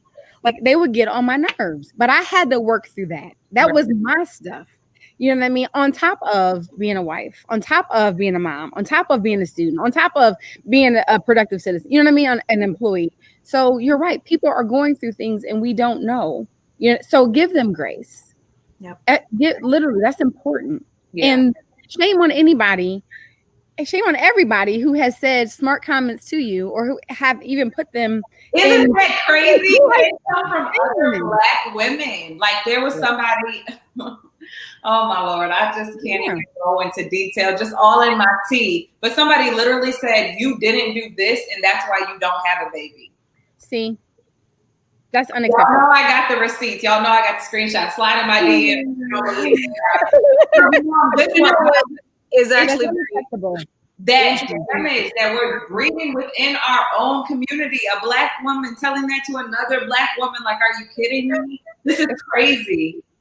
Sorry, no, you cool. No, but it's interesting even how you mentioned that, because that's a trauma response. Right. So what are you traumatized about? Always trying to come up with an answer for something is a trauma response, because what it does is it band-aids the bullet hole. That's kind of my go-to phrase. It bandages the bullet hole because the thing is too big for you to deal with. So it's easier for you to say a blanket statement and just move on from it. Like, oh, well, if you'd have just did this, then this would have turned out that way. But you completely demean and disregard the entire experience that person has had when you address it that way. When you try to sum it up in a Hershey Kiss little answer and a fortune cookie little response, like, oh, that's the answer to my whole life problem. Thank you so much. Right. Sister so-and-so for figuring it all out for me. That she knows the plans and the purpose that God has for you, because she knows it. So you needed to do this right now. You know it. I'm about to turn into a church service. We're just I'm gonna just go. saying, like, because she knows it, right? Like, come Right. on, you don't know. We don't know. We don't know. No. Don't leave that energy. Hold on. I got y'all ready for this? No. Wait for it. Hold on your seat. Hold on. My sister told me I scared her. She said, Auntie, you're loud. Hold on. Energy. We Because we talked about this off air. Kiana, you weren't there, but I need you to come with this. So you talking about the negative stuff. So since we did, let's just stay there for one more minute. Okay. Since we all saved, you just talked about church. You was going there, Mariah. All right. What do you say, Mariah, Kiana, Alexis, when we hear people say, I'm gonna just not even look at y'all. David, maybe it wasn't in God's timing. And I literally had somebody say that exact same thing to me, and I have the screenshot. Kiana, can you help us process? No. I don't know why these folks say that. It's the same help processing the things that come out of people's mouths. Excuse me. Somebody literally said it'll happen in the Lord's time or some crap like that. You're gonna make me lose my savedness on here. But about the church people who are saying it, it's funny because I wrestle with that in my mind anyways. I wrestle with a lot of things as far as my faith. But this kind of solidified the negative part that the devil wants me to think about myself. So before I was self-doubting and saying, maybe like, how do you really know if you're chosen by God? Because, I'm just born into Christianity. So what if I wasn't necessarily chosen? And then these negative things start happening in my life. Like people will say, having a baby is a gift from God. So I'm the little kid at Christmas that ain't get no gifts. What? Right. You walk around thinking those things in your mind. Okay, God put me in the back of the class. Am I going to junior heaven? Like I repent for my sins, so I'm not going to hell at all. However, God, there's people out. First of all, Donald Trump has kids, right? There's people with evilness in their hearts that are being blessed by God, and when you structure yourself and pray, go to church and try to solidify that relationship with God, and you feel like sometimes there's nothing in return, like the big things that you want don't come back to return, you kind of start listening to those people who say, well, it's going to be in God's timing. Calm down, don't worry about it. If it's meant to be, there's all these women who never conceive, you'll be okay. And you really just start to believe it. But like I said, I try to be headstrong. I don't know. That's a lame cliche answer, but really you got to take it on the chin and know that you're more than a conqueror. Know that you're more than an overcomer. If God brought you through this, he knew before I couldn't conceive that this would be where I'm at. And so I know that he'll be able to carry me into the promised land. If I never have kids on this side, I know that my son is waiting for me. And I thank God for allowing me to be pregnant. Like I try to thank God for the little things, allowing me to be pregnant, because so many women will never be able to feel a baby inside of their stomach, right? God blessed me, and I'm thankful that my child is waiting for me on the other side. But women who go around and, like you said, try to put a label, a Hershey Kiss bow, and tell me why something happened in my story, just because you can see the pain that I'm going through. Let's not forget that your own little, stuff you need to sweep under the rug, sis. Don't try to diagnose my problem just because you can see it and it's out in the open. I'm not speaking depression over my life anymore. Stop praying that I have to be depressed. I'm sad about it, but I'm coming out of it. Like I'm on the other side. I don't think that this moment is going to define me. Just because I don't have kids, what? I'm going to do what Gabrielle Union did, and we're going to go on about the day. It's so many other things that I can do that other people may not have access to. So I'm just thankful to God for that. And my life, because I'm a woman, isn't surrounded by having a baby. Like I have a purpose. I still have saved souls. I've helped God save souls. I've preached the word. I've done things and had accolades that God has me here for a reason. And it isn't God's timing, but don't tell me that, because that's not your business. It's between me and the Lord's time. That's it. Well, thank you, Reverend. Thank you, Reverend. Yes, thank you, First Lady. Thank you. Yeah, Thank that's you. it. Yeah. Now, listen, I need a pause for the cause right now. I do. That's I it. don't do this often. Not Mariah, but Kiana, no, I didn't do this last time. I don't like likes. No, I mean, I don't feed off of likes, but I do want to know for those who've been watching. Can you just let us know so far if it's been good, if it's been worth your time watching? We This need is a part two. We need I mean, I just want to know. We not done yet, Kiana. We good? Are we good? Can I steal Oh, you? we're good. No, we're good. Good. I can steal you from the family just a little bit longer. Just a little bit longer. Just a little bit, but I do have to be on 8:00 for my church. Amen. I do gotta go for church though. We'll let you sneak out at 10 minutes till the hour, okay, man? If we there, we'll let you sneak out, okay? Oh, it's good. Okay, I see the hearts. God bless you. Amen. That's what I needed to know. Was it good? That's what I needed to know. Is it feeding to soul? And I don't do that being funny. I'm doing that because of this topic, I have met more and more women who are in this position that I'm like, oh Lord, like not oh Lord, you know, but like seriously, like I know that there was a need to have this conversation. Yes. Honestly, like I'm being honest when I said I saw Mariah, grabbed her, needed her, didn't know what exactly. Let's just see her, got her. You know what I'm saying? And here we are to the day. So let me not be rude because there was questions. So let me go back to the questions that were up there. Question was around which, I'm gonna put this up here. Around which trimester should a doula become involved? I think you mentioned, but repeat that again. As soon as you would like. Honestly, I personally say first trimester, you get acclimated to saying the words "I'm pregnant." You don't have to try to force anybody to come into that right away. You know, you and whomever you are with get used to the newness of it. Come second trimester, start doing your research. Because by that time, because what you don't want is to have a doula kind of reminding you something that you haven't really grasped yet. That doesn't, because that can cause friction within yourself. That can cause friction with that relationship.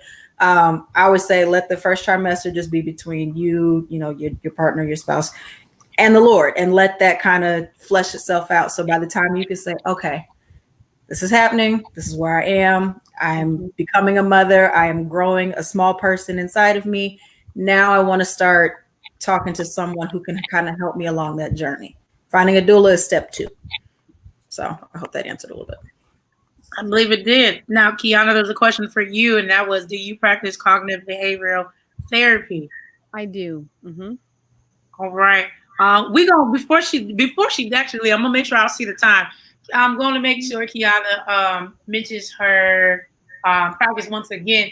And if you love Kiana so much, she'll be starring again on tomorrow's show, which correlates to this. It does. It correlates to this. We're talking about here. It's sensitive, y'all. We're here. We're talking about infant mortality rate, and tomorrow we're talking about trying to conceive, which is still correlating to tonight's show. Trying to conceive children. So if you like Kiana and what she has to say yet this far, she'll be back with us tomorrow. Again at 6:00. So this is Courtney. Yes. Listen, Mariah, we back to you again. I ain't beating you up too much, am I? Oh no, girl. I'm here. Okay. Now she like, let's go. I'm back. Right. I'm chilling. All right. My question to you before that's where it was at. You said it, you mentioned it, but I want you to elaborate. What have you done to restore your sanity, which we're going back to the mind, and your faith? What have you actually done? Like what steps, what have you done to restore your faith and your sanity since the loss of your child? Definitely little by little. Just reconstructing my relationship with God. I turned the baby's room into a little prayer room. So that's where I go and make my requests known for God. I've been on a few devotional plans and also reading, like she said she does with her practices, the people she's practicing with. Reading books, Love Baby. There's a couple ones downstairs that I have. And just being inspired all the way around. I like to do things to get me out of the house. As you know, my profession is interacting with people. So that definitely gives me a lot of juice and just gets me back focused where I need to be. I'm a family person. So being around my family, I'm really just doing little tips that I know for myself. I really can't recommend anything for the mental health of everybody else, but self-care is definitely top priority. Making sure you and yourself, your mind, your spirit, your body, the Holy Spirit within you are all on one accord. And that's simply driving in the car, having long conversations, talking to God, like she said, on the real. I will pull over in a minute. Listen, Donna Lauren's got this new album, the Goshen album. I don't care where I'm at. I just, certain songs make me feel certain ways. And I just worship God through that moment. And I repeat it in my head by telling myself, like, you know, God's promise is going to be fulfilled in you. That's it. He wouldn't have put you here if it wasn't going to come to pass. So that's how I've been trying to keep my mental sanity together. I'm going to get in therapy, y'all. I promise. Okay. You did. I have a question for you, Mariah. Have you thought about getting into governmental affairs and legislation and different things like that? Yes, I have. That's one thing that I thought about. Well, yes, I would love to, because the after effect, you know, when we spoke to the doctors who were performing on me and, you know, we started our lawsuits or whatever, they basically said that there's no set time between that 7 p.m. to 7 a.m. mark that somebody has to come and look at you. Just as long as the person on that shift comes to look at you. So the first thing that we have to do is make sure that babies and moms are being monitored. And within a 12-hour window, there's no reason somebody who's a high-risk patient is going 14 hours, you know, without being monitored. Yeah. So definitely those, right now, they're like little policies. Because right now, the hospital that I was at, they said, oh, yeah, we put it in the policy, we put it in the procedure, whatever the case is. But I know they probably really don't even pay attention to it. So little laws like that, and I would love to start a foundation and work hand in hand with a local birthing center just to give more moms information or anything. We really don't have any birthing centers in our community here in Houston. And I know back home in Lorain, there's not any. There was one in Elyria that's now closing, which is crazy to me. So definitely to open up more birthing centers, give more information and all of that great stuff. I love the fact that Mama said, thank you, Jesus, she's getting to therapy. And listen, we celebrate. I don't know about y'all. My best friend is here, is watching here, Miss Cash, and she knows I celebrate people getting into therapy. Like, you got married, it's your birthday, you got to get. I'm like, what? Even if it's not with me, I do too, because having somebody to talk to and to listen to you, it makes a big difference. It makes a very big difference. And it dismantles that stigma that, we have to do it by ourselves. We were not created to do anything by ourselves. A lie from the pit of hell. That's a lie that was told to us from a long time ago. Yep. That was a lie. Because I was told that when you go to counseling, you're crazy. When you see a psychiatrist, you're crazy. And the whole thing is, what goes on in my house stays in my house. The devil's a liar. The devil's a liar. Free us. There is no truth in him. About all of this. Literally, right? Secrets, get them out, talk it, expose it. It's time. It's the year 2020. We thought 2020 was gonna be like, hey, yeah, we got clear vision, right? Yeah. we got clear vision, all right. Things have been exposed. Sure, absolutely. So guess what? Take the cover off of it, because it can be a secret. So if we expose it, it can't hurt us anymore. Because what? Someone told me a long time ago, expose your own stuff so nobody has to expose it for you. Yep. Right. Okay. Yes. So we don't have to carry around secrets and be in bondage. Yep. It's a wrap, right? And the whole spiritual bypass. Oh, just pray about it. Okay. Listen, there's gifts. There's gifts of the spirit, and wise counsel is one of them. There's many of them, but counsel is one of them. And it talks about having a counselor in the word. So don't miss me. Excuse me, but miss me with that. Because I know I don't miss me with that one. Yeah. Right? Miss me with that one. And I tell him, miss me with that. Mm-hmm. So I did. Don't even. Oh, you good? I didn't Can I say one more thing? Please. Yeah, you good. It's just on my spirit. Oh, people go up for prayer and deliverance, right? On a Sunday. Mm-hmm. You got 6 more days until the next Sunday, right? That's where people lose it. They don't know how to stay delivered. Right. They don't know what the things that they need to do. They don't know. I mean, we can tell them in church, right? But my thing, get them connected to a Christian counselor. You should have counselors in your church that will be able to help your people. I'm sorry that you can sit here and say, hey, you know what? This person might need you. I'm not saying for everybody, right? But what I'm saying is that to walk out salvation is hard. Like, come on. Let's be real. Right? The flesh die daily. To walk it out is hard. So why not have somebody walk it with you?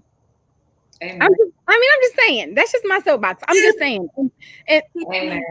And I think the church is doing a very bad job at that. And Lord, I don't know why I just do. There are those that are gifted and those that are gifted in that area. We are called. It is a gift to be a counselor. It is a gift to sit with someone's information. It is a gift to be a vessel. You know, I mean, really, you know, the burnout rate is so high for a counselor. Like, look, can I please just vomit all this? Because who is it that we have? I'm serious. Yep. Who is it that we have to talk to as a counselor? Yep. Right. This is it. I mean, counselors have counselors too. You know what I mean? Like, this is it's a thing. And I don't know. I just think that people deliverance. It happens at the altar. And then you have all these days, and that's why you keep getting the same thing. And it talks about a house swept clean. Oh, Lord, I don't even know where this is coming from. A house swept clean, it brings them back, right? 7 times. So literally, you don't even know that you're going up there for deliverance. You're puking up, doing whatever you're doing, being delivered. And then guess what happens? It's even that 10 times, 7 times. Here they come. It's even harder to get back to where you first started. But we don't tell people that. I don't know. I'm just on my forget it. No, but it's necessary because we don't know how to walk this thing out, work out your salvation with fear and trembling. We don't know how to walk this thing out. There is deliverance, there is sanctification. I'm using my hands very strategically for a reason. There is deliverance and there is sanctification. You know, my leadership in my church always says, the altar call is step 1. Yeah. The first step. It's the first step. It's not the end all be all. I've been acting like this and dealing with this all week, and then Sunday gonna fix it. No. The altar call is step 1. And then walking it out, but having somebody there to walk it out with you. That's why we were called to go ye therefore and make disciples, because disciplers take on disciples, and that way we are not walking this out alone, because we were not supposed to be walking this out alone. That's why the house swept clean, that those wicked spirits found a place to come back to, because nothing had filled it. Thank you. It's like, okay, and I'm gonna tell you this, and I'm gonna tell you as a counselor, that's right. And as a counselor, we are not to tell your leadership what you're going through. That's something that it's a thing called confidentiality. That's why people are like, well, the leadership is going that. No, that's not right. And if any counselor has told leadership, why? So you can pray for them? No, you can do that in counseling session. Right. I mean, if you're called, if you're called to this, if you're literally called, God has called you to be a counselor, to be a therapist, he will give you the tools that you need to deal with your client face to face. It is what it is, right? I don't have to go back and tell your leadership, oh my God, this person is dealing with da-da-da-da-da. No, that's a gossip. No, that's gossip. For what? And then before you know it, you have no credibility. You have no. And shame on anybody who's ever done it. Sorry. And the one thing I think that there was one thing that had kept popping up when you were speaking. It was how we have so cultivated distrust in the Black community, because for a while there were no Black counselors, there were no Black therapists. There was the white man that we were expected to go to for everything. So now this understanding of counselor, it's almost like we haven't come out of that we still see this image of a person we can't trust, that we're supposed to come to and get understanding and get healing and figure out who we are within ourselves, because we have so congregated within ourselves in the Black community. Like, well, if I'm not going to get it from out here, I got to figure it out from within me. And that breaking of that distrust, honestly, it has to begin. It's an inner work that has to be done. And that's one thing I pray. I don't know if there's somebody watching that's dealing with distrust, that's trying to figure out whether or not they need to go to counseling. Find you a spirit-filled counselor. If you got to go to a Black counselor because they Black, they look like you do, go to a Black counselor because they look like you. I promise. I don't know if it's somebody who's watching or somebody who will watch, but there's so much distrust in the heart because you came up believing, oh, well, if I go to counseling, I'm crazy. If I see a psychologist, I'm crazy. If I see a psychiatrist, I'm crazy. You're not crazy for wanting to be healed. You're not crazy for wanting to get that thing in your spirit that's been keeping you up at night for years out of your spirit so you can live free. You're not crazy for that. It's a conditioned mentality that we've so adopted as us. It's not us. That's the enemy. Yeah. That's the enemy. You know what? I love y'all so much because I know my following is, and maybe yours as well. You know, they ain't all saved, and so I'm even praying that we will have. Somebody said they got saved. I'm gonna just pray for salvation. I'm praying that somebody will get to know the Lord, and I mean that wholeheartedly. Because last night, not to just go back on last night, but when we're talking about the absence of a father, you know, there are still adults who still have little kids in them who are hurt and longing for daddy. And so even though we may look and adapt to our lives day to day, we may know these people that are watching this show. It's called arrested development. It's called arrested development. And we need to deal with it. And so I really do pray that, you know, that might one day become, you know, somebody will post it or inbox us, one of us, and let us know. I'm being wholehearted and honest because Kiana said something to me earlier, and I'm not gonna repeat that. But one thing I jokingly with every show, y'all know me in conversation, I say, God, am I called this? Well, I don't know, but he called me to do this, and that is have this gift of gab. And I don't take this just haphazardly to have you on or have any of you on to say yes and have this conversation, because we never know. This variable, let alone, could be our platform, right? This right here is ministry work, and we don't even know who's going to see this and how this is going to affect them. I know I've had a conversation with my coworkers today. I've seen one of them, who's my cousin, is on watching, and I don't think they understand really how it really affects us. And I know it says Black community, and I want whoever watches to understand, if you're Black, white, whatever color you are, if you're not Black, you can definitely learn something on today, right? And if you are Black, this is not the story, but I promise you, you know somebody that this can relate to. So I would say, please share this with it. Now, we ain't off just yet. God is so nice. One more thing. I just talk so much, and God is doing some things in the church, because He's not pleased. He's doing some things in the church, right? And so if there's a person on here who talk about distrust, right? He's exposing those things. We're doing church. We're going to be doing church differently.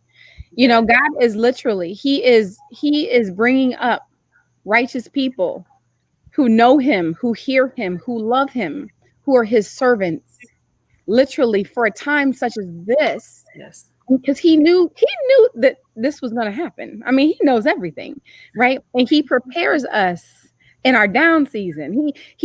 That's why it says oh Lord, you have to be ready in season and out of season, right? Because he's preparing. He knows who has his heart, right? And churches, God is displeased. I mean, it's evident. We are seeing it everywhere. Everywhere we're seeing it, you know. So just know that even though people are like, oh my God, you know, this is taking forever, God got this. He's got it. He's turning some things around. And those people who are here will not be there, right? It's the people who you be like, what? Really? You passed up. It's the people that you passed up. And whoever's listening, whoever sees it, may be one of those people that God uses. But continue to have a pure heart. Continue to do what God has called you to do, even if nobody's watching you. Amen.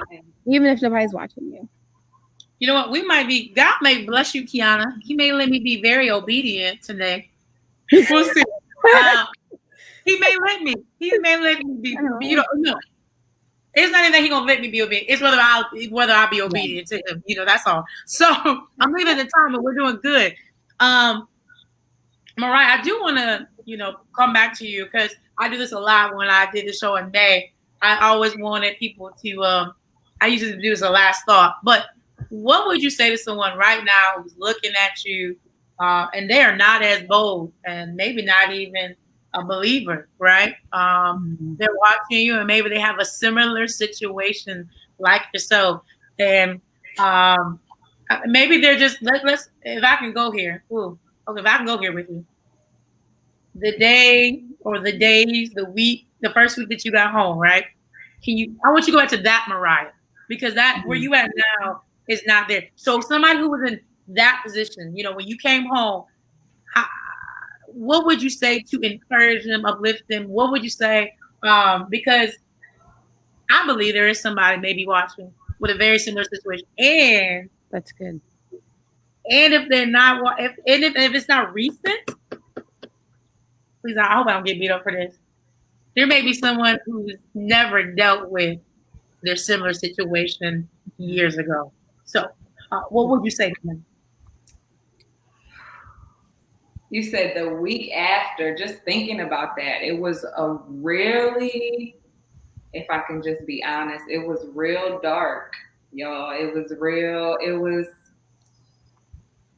I can't even think on it for too long without getting emotional, because I think that I've been headstrong since I was younger. But there are people I know who wouldn't have survived what I went through, the after effect. Mm-hmm. Because they don't know how to get their mindset back, and to tell themselves, like I said earlier about the conversation of if you're chosen or not, when you have to say it, you have to put a period on the end of that. Like, I am chosen. So the people who haven't had a relationship with God, I would say that's the starting point. That darkness that you hear when your husband's in the shower crying or you're in the shower crying, in pain, the literal physical pain of not being able to get out of bed.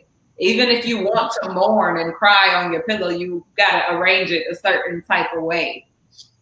For the people who are dealing with that or who have dealt with that, one, you're not alone. You're not alone at all. There's a lot of us who dealt with that type of a loss, losing something that was once a part of you. You're definitely not alone in that. But you have to face your wall. You have to face your wall and pray. You have to think about the pain that Jesus went through and how he was persecuted, and know that he was on this earth.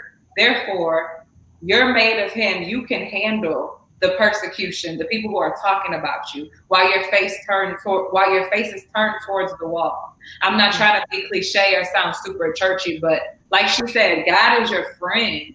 And like she said, how you just talk to him. I just had to talk to him and psych myself out. I used to have a step and drill instructor, Sarita. Yes. She used to say, I don't know, like, I have to reach out to her and tell her that I think of this all the time. We used to be messing up our little steps. She used to say, fake it till you make it. Fake it until you make it, which is bad because we're talking about therapy, right? But just talking about the first week after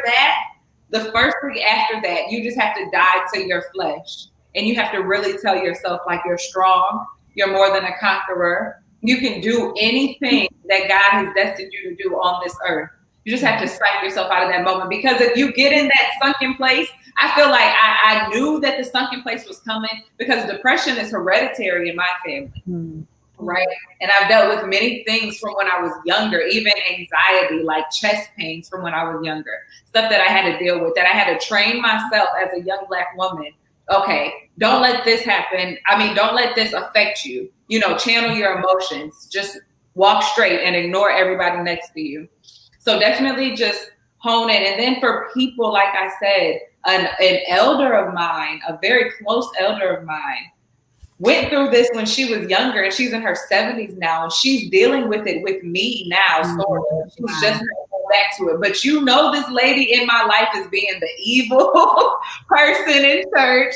as being angry all the time. You know, I can't talk about her because she's my relative, but you know, she's dealt with these things, and you've seen her every church service you've been to, and she's never dealt with that. So, you know, that I'm trying to re-walk her through that, and, you know, trying to ask her how she feels. Her son is buried in a cemetery in Lorraine, and she's never visited them since he passed away about 50 years ago. So deal with it. Deal with that mental health part, even if it's yourself at first. Take your own steps and just breathe through it all. I don't know. I have so many advice, so many things to say on how I got through it. I listened to T.D. Jakes. I listened to a variety of pastors to help me get through it. I read, like I said, and I just reminded myself of the promises of God. And I just hope that it never happens to anybody I'm close to again, because like she said, I would never wish that on my worst enemy. And that week after, I know people, I understand why people say that they take their lives, because people have come really close. I can say that I've walked that thin line after that situation. And it was God's grace and the Holy Spirit that kept me. I could have been one moment away from leaving here, because I've contemplated it many times after that situation. But God is a restorer. And in that Donald Lawrence new album, there's a song called Rewrite. God, you're the God of the rewrite. Write my story again. And God can do that. And so that's the song that we get in child. And I know that he can do it. Amen. So just know, just look, try to focus your eyes on the hills when it's coming to their help. Try to look up. Don't pay attention to the negativity that's happening around you, or even, you know, the other pregnant people you see around you. I have so many pregnant close friends, like in my close 10 friends that are near me. And I've never said one ill word around them, because I know my purpose in their life is to support them, educate them where they need to be educated, and uplift them and make sure that their mental health is in order so that they can properly carry a child into this world. That's my mouthful. Sorry, y'all. No, that's good. No, it's good. So look, Kiana, I know you are. I seldom give you. You're good. You're good. You're okay. Go ahead. We get it. I want to make sure I get everything, but at the same time, nobody was asking this question, but I did get my other mother told me that every Black woman. Here, let me let y'all see this. That every Black woman should be tuned into this, and we need to take this further. I'm gonna be obedient and get them out here soon. But I said it last night, and I don't say this. And if y'all really know me, I shouldn't have to keep saying this. I'm doing a pop-up show, part 2 for yesterday's show. Okay. You ladies can always say yes, but I want the people to let us know if this is even something that they'll be interested in doing. When I say pop-up show, yes, I plan a whole another week for myself to do shows, and y'all don't understand how taxing this can be on the mind. If I can say one thing, if you don't mind, really fast.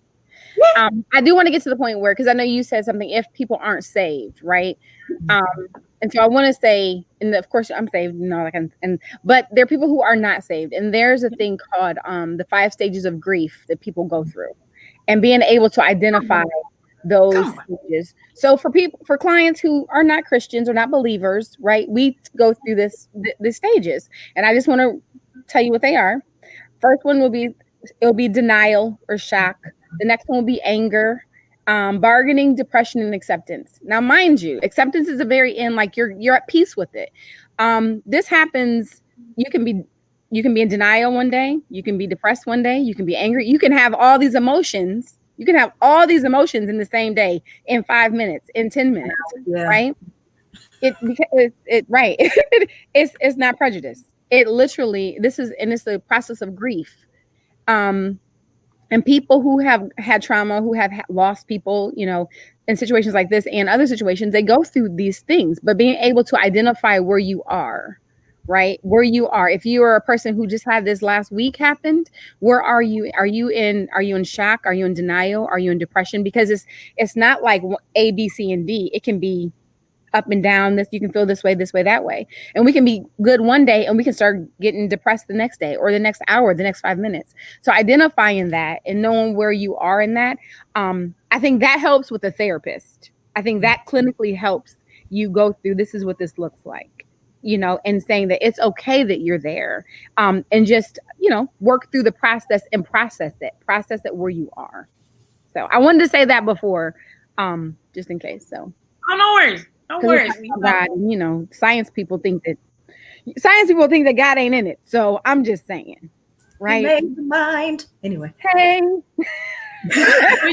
Honestly, I do want people to let us know this is something you would be interested in doing. It's a pop-up show. I know y'all be like, yeah, sure. But I want to know if this is good for the people. Because, sometimes I'm be a little fleshly here. Some people be doing stuff just to be on there.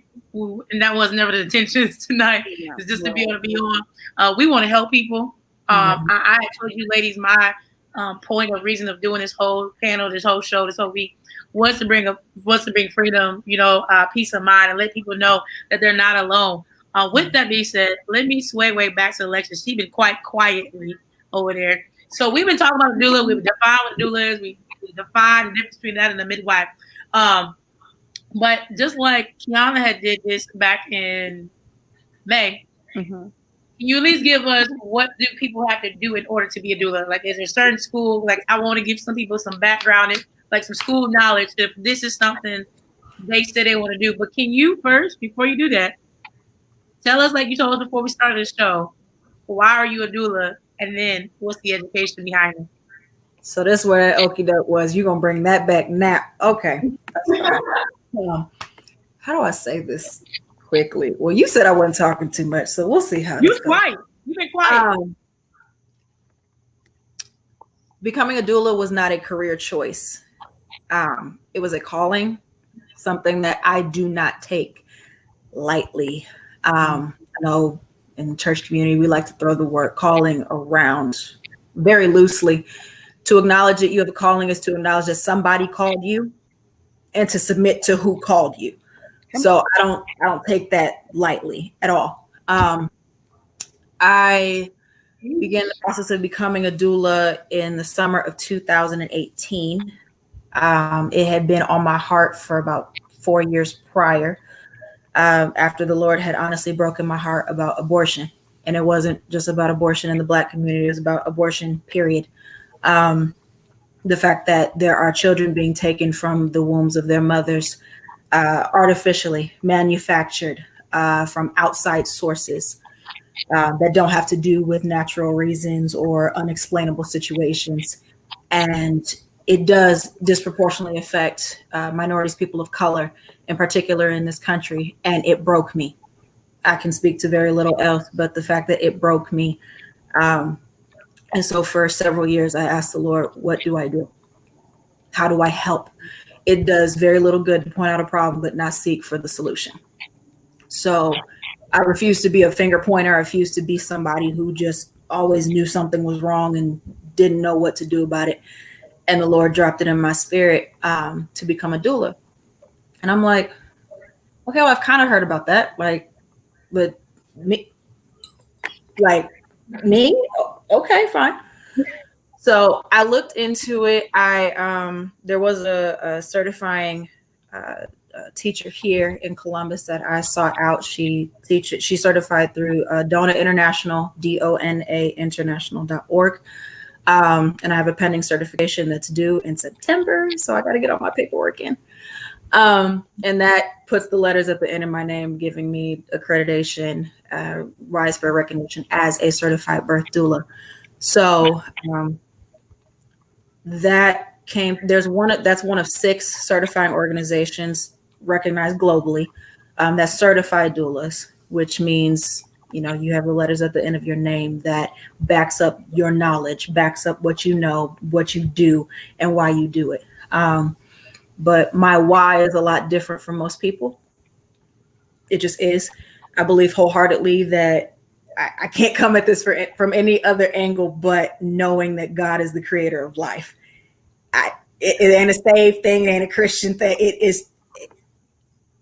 It's me, here I am. But if he is the author the creator of all life, if in the beginning there was life and he made it, why are we not doing more to help it? Why are we not doing more to stand for it, to fight for it, to ensure its longevity the way he intended it to be? And it breaks me very deeply to see it, especially, like I said, how disproportionately it affects the Black community. If anybody knows where most of the abortion clinics are located, you can do a Google Maps search and find that most abortion clinics are located in the hood. That's by design. Yes, it is. As are the low quality food marts and the high alcohol, sales areas and gun violence and things. There's strategic things that I can't get into the depths of it right now because I'll end up speaking a dissertation. I don't want to do that right now. But being a birth doula is far deeper than, oh well, babies are cute. Life is being attacked. Thank you. The sanctity of life itself is being attacked. To go into a womb and remove it, manufactured by hand of one's own design, is a direct attack on the life that is to come. Jesus. It's okay. Mm. Because I feel it. Oh, yeah, I do too. I'm like, I'll wrap it up this way. In Exodus 1, God called the midwives, the Hebrew midwives, Shiphrah and Puah, to Pharaoh actually called them because they were midwives in Goshen, the Hebrew community in Egypt. And he called the midwives unto himself and said, go into the Hebrew women who are about to give birth. If you find a son, kill it. If you find a daughter, let it live, which attributes to what Mariah said earlier about if it can't happen in the delivery room, it's happening in the streets. But the midwives did not obey Pharaoh, they obeyed God. And they chose to instead facilitate the delivery of the lives of these young ones so that they might grow and thrive, and God prospered them for it. Pharaoh's response was to send his own men into Goshen and to kill the Hebrew babies that had already been born. Yeah. And to know that magnitude of an attack can be so meticulous and so subtle, because it wasn't this blatant thing at first. At first, it was, let me whisper in the ears of the ones who are close to the women, the ones who are close to the mothers, the ones who are close and intimate and trusting. And if I get into that connection, I can get the next generation. But the midwives were called to stand in the gap. Midwife and intercessor in a lot of languages are actually synonymous, because the midwife is designed to stand in the gap to protect what is coming from what is seeking to attack it. Come on. So as a doula, I call it a small role because I don't seek to elevate myself beyond what God has called me, but it's an honor to be present, to watch a baby born, and to know that in any case, the knowledge and the expertise that God has given me has helped facilitate the birth and the survival, the thriving of the next generation. So you asked, and I gave it. That's the answer we've been waiting for this whole time. Yeah, you did good. Yeah, that was worth the wait. That's. So I have a question for you, Alexis. Okay. And I was trying to be obedient. No, I know, but I have a question for you. And I just seen that I didn't have to be on there till 8:30. What do you recommend? I mean, I'm just saying, listen, would you recommend a Christian doula, right, over a regular doula? Oh, this one's weighty. Because I'm asking is because we talk about cleanse, we talk about midwife, we talk about life. I mean, even spiritual aspects, because you said you see things. Okay. And so I didn't want to call you out, but I'll say it afterwards. After I'll say it afterwards. But you said you see things when they're being delivered, right? And I'm not gonna ask you what things you see. I'll keep that until later. But yeah, so would you say it's important to have a Christian doula, or would you say you just go ahead and get a doula? And what would you say look for in a good doula? Look for someone who knows the value of what you carry.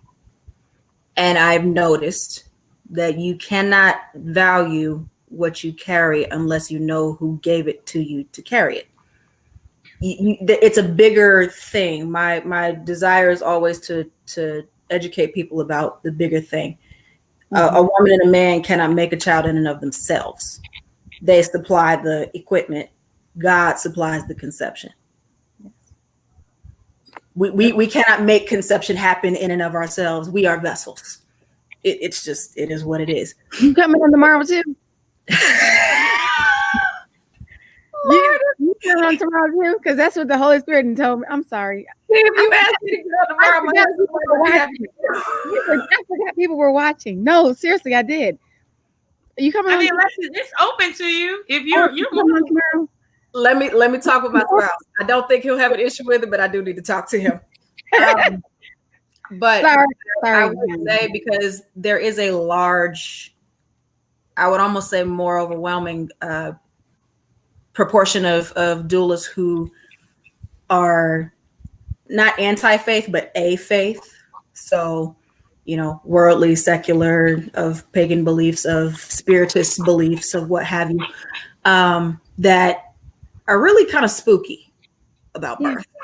Like, if I can say it kindly, really kind of just spooky for no reason. I believe if you understand that life is sacred, that's really all you need. Yeah. But then sacredness gets weird in people's heads in any way. But I don't play when it comes to spiritual atmospheres in seasons of transition. I just told you didn't have to say anything. I mean, I don't want to spook anybody out who's on the line. I mean, we know, the four of us, we know, what I mean? But sometimes people be looking like, excuse me. Yeah. I was always told, because I was always growing up out, and I had my first child when I was 17. I was always told that there's an angel of death that comes, and they're lurking. And you said something about a dragon. You said something, right? And so I was like, ooh, okay. And so a lot of things have been confirmed to me too. But I'm like, so she wasn't playing. She wasn't just scaring me. She was being real. And that's from when I was younger, when I had my first child. So it's like, wow, And that's Revelation 12. The dragon was waiting to devour the man. As soon as he was born, the dragon's mouth was waiting to devour it. But God raised up the standard and sent the woman to the wilderness to protect her.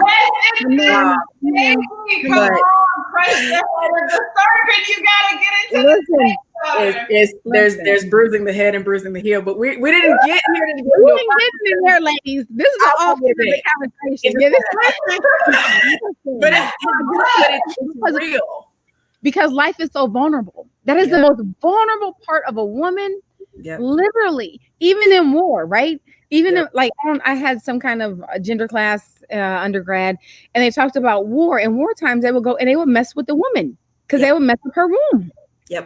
Because she is the one who carries it, and you're like, wow.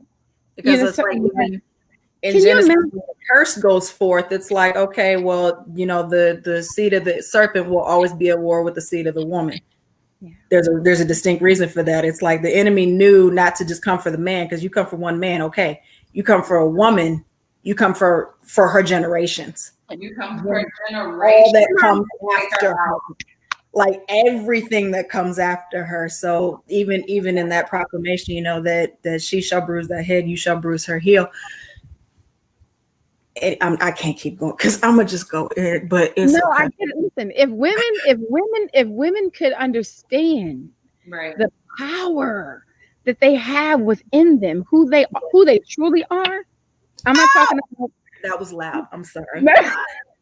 No, I'm just saying the power that you possess, but it's through trauma. It's through trauma and through the hands of other people and other things that have us thinking that we're not enough. Who has thinking that, we can't do that. Oh, no. It's a battlefield. That's what the word says. It's all in our mind. Like Mariah said, it's in your mind. When you face your wall, and that's a wall of anything. When you face it and you come up against it, it's like, whoa. Okay, anyway, back on topic. Sorry. This is what I'm gonna do. This is what I'm gonna do. My mama just jumped on, y'all. She is not Facebook savvy, so I know somebody. Somebody's helping her. Okay, her baby doing some good stuff. We not talking crazy about you today, you know. No, cause listen, my parents, I love them dearly, but they scare me when they pop up on conversations that they don't need to pop up on. But my dad came up. He's a former cop, so he came up on Monday's show about police brutality. Okay. He told me to tread lightly, and I was like, "All right, I'm gonna try." But no, I'm gonna try. No, my mama, I appreciate her. Look, my nephew said he here. That's right. I know you was here helping grandma. So I wanted to do this. If there is not any last questions that anybody has for Mariah or Alexis or Kiana, again, Kiana's going to be with us again tomorrow. I'm going to segue us out because I feel like there's going to be a part 2 conversation after the hour. So I want to give us time to be obedient. So if there's not a question, please, I'm giving you time. I noticed a delay when me saying this on live. There's a question that has not been asked. Please feel free to ask that at this time. Ladies, while they wait and figure out what question they're going to ask. Is there anything else that y'all want to chime in off of everybody's story? Mariah, is there something you want to share, Lenny? Well, I'll put this. No, not your last thoughts. We're going to do that in a minute. Not the last thought, but anything about Kiana or anything about yourself. No, that's your last thought. That's one of that. Kiana or Lenny, about them two, and then we'll go down working way. They mentioned your last thoughts yet? Because I think they got questions. Maybe they got one. I don't know. Yes. I just want my girls to know, my beautiful women on this panel, do not stop, yo. Do not stop doing what you're doing. We definitely need you guys in your positions, and please continue to get on people about your services. Like, hey, I'm here, in their face. Because, you can see a pamphlet here and there. I know about therapy and all this other stuff. But if somebody's in my corner holding me accountable, saying, Mariah, you need a doula, it's 23, you need to have your doula scheduled, or this is going on, this is your therapist, go there, have a seat. We just have to bridge the gap between the community and us. So I appreciate you women for your professions, for choosing that. Thank you for your labor. Girl, you out here getting certificates and letters behind your name. Yes, we love it. I love to see it on, definitely. Glory to God. Glory to God. In reference to the 2 other young ladies, this ain't your last thought. That ain't that. It's coming out. Mariah, you, oh God.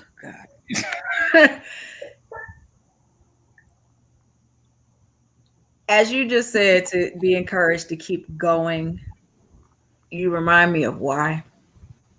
And while I'm grateful to God that He has made your story to glorify Him, I am sorry that this was how it had to happen, or this was how it did happen. I can be both grateful and sorrowful at the same time. Because it happens far too often. Far too often.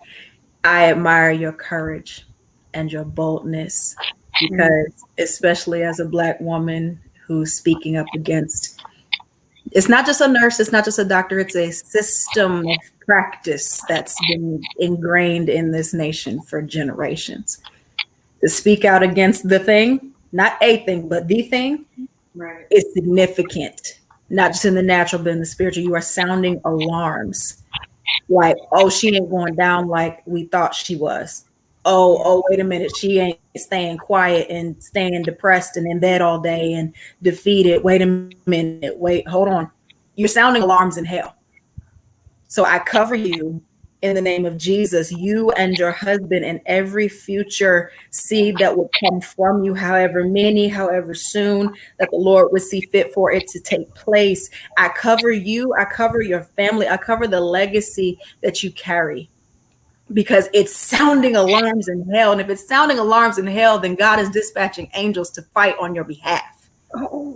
Period. If you're gonna make noise in hell, you're gonna make noise in heaven. You can't make noise in one place and not the other. That's not how it works. He dispatches angels to fight on your behalf. Yeah. And I know that it's hard, and I know that it hurts. Yeah. Keep speaking. Keep testifying. There are women in your church that don't know how to reach out to you yet, but they will. They will. They might be on here. They might be hearing about it. They will reach out to you. And he has made you ready in season and out of season to address those things, not so that you would be glorified, but so that they would know not to lose heart in God. Because, well, if God brought her through, then maybe I'm not too far gone. Yes, and that testimony is going to reverberate. And ma'am, I don't even know if you know that I'm pointing at you, but I'm pointing up because on my screen you're up for me. Okay, me. Ma'am. Yes. That's all we can say. We'll talk after because I'm west end of Columbus-ish, and we can get together. So we will have socially distanced coffee or something because yes, they I don't even have the spirit is full. Yes, I am. Mariah, you can I just listen? I just be talking out of turn. Can I talk now, ma'am? It's your turn now. It's your turn. Okay. Mariah. Okay. As a little girl, you said you was asking for stuff. As a little girl, as a little girl, you were asking for things. He's giving you those things. It may not be the way that you think that they should have come, but he's giving you those things. He says to walk in those things with grace and with honor, with dignity, and knowing that you are his. He knew the plans that he had for you before you were even created in your mother's womb. Continue to walk high with your head held high. We ain't talking about the haters. We don't, that doesn't matter. When you were talking, I actually seen you standing, but there were people behind you when you were talking. And I don't know if it was kind of like it was like you were to the side a little bit and there was like something, but there were people back there. So you're literally leading people, and not just in your ministry, like in church, right, in other areas. I did hear legislation before I got on the call. I heard God say that you need to go into legislation, and this needs to be, it's going to be your fight. You know, it's going to be your fight, but he's going to be there. He has never left your side. When you were holding your belly and the things were going on, he was still there and he was watching. He was still there. When you were crying out to him, when you didn't know what was going on, he was still there. Yeah. He said, he was still there. I will never leave you nor I'll forsake you. And he's going to continue to be there. And he's going to continue to shield you from things that are not even your concern. Because there's things going on in the atmosphere that you are changing, and you are a fighter and you are a warrior. And that is how he created you. Continue to pray and continue to call out to him. Because you know him. Right? He perfects those things that concern him for the righteous. Amen. And who knows? And you, ma'am, down below. Oh, fuck. Man, if that seer anointing is not there, whoa. It's like, excuse me, all day. Seer anointing all day long. That's why I was like, I'll talk to you afterwards. Because I know there are things that go on in the spirit that you see and that you have to come up against. Yep. You know, you're not crazy. So when you train other people to see the things that you see, to be Christian doulas, because that's what's going to happen, because God literally thinks, you have a shirt, Kiki, that says, greater those things on, what is it? Unknown is greater than routine. Yes. So you're walking into the unknown, and people are like, excuse me, what is that? That's crazy. That's witchcraft. No, it is not. It is not witchcraft. Because there are going to be people. Oh, thank you, Holy Spirit. We talk about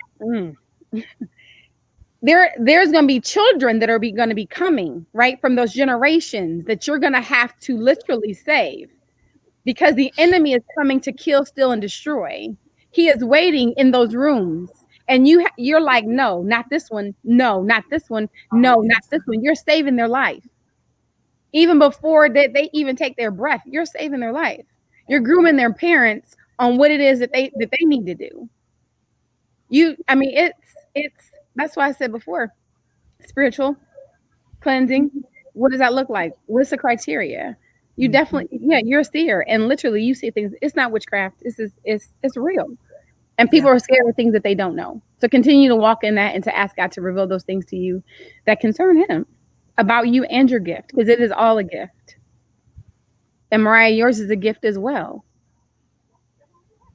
So. Someone may be asking, like, y'all could have done this afterwards.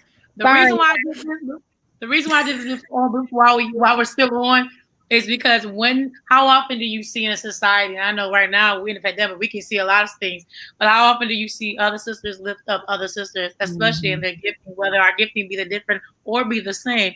How often do you see it? So I wanted to display this in front of one another, because we is going to have an after conversation. I'm getting this out of here, y'all. I'm getting this out of here for real. Okay.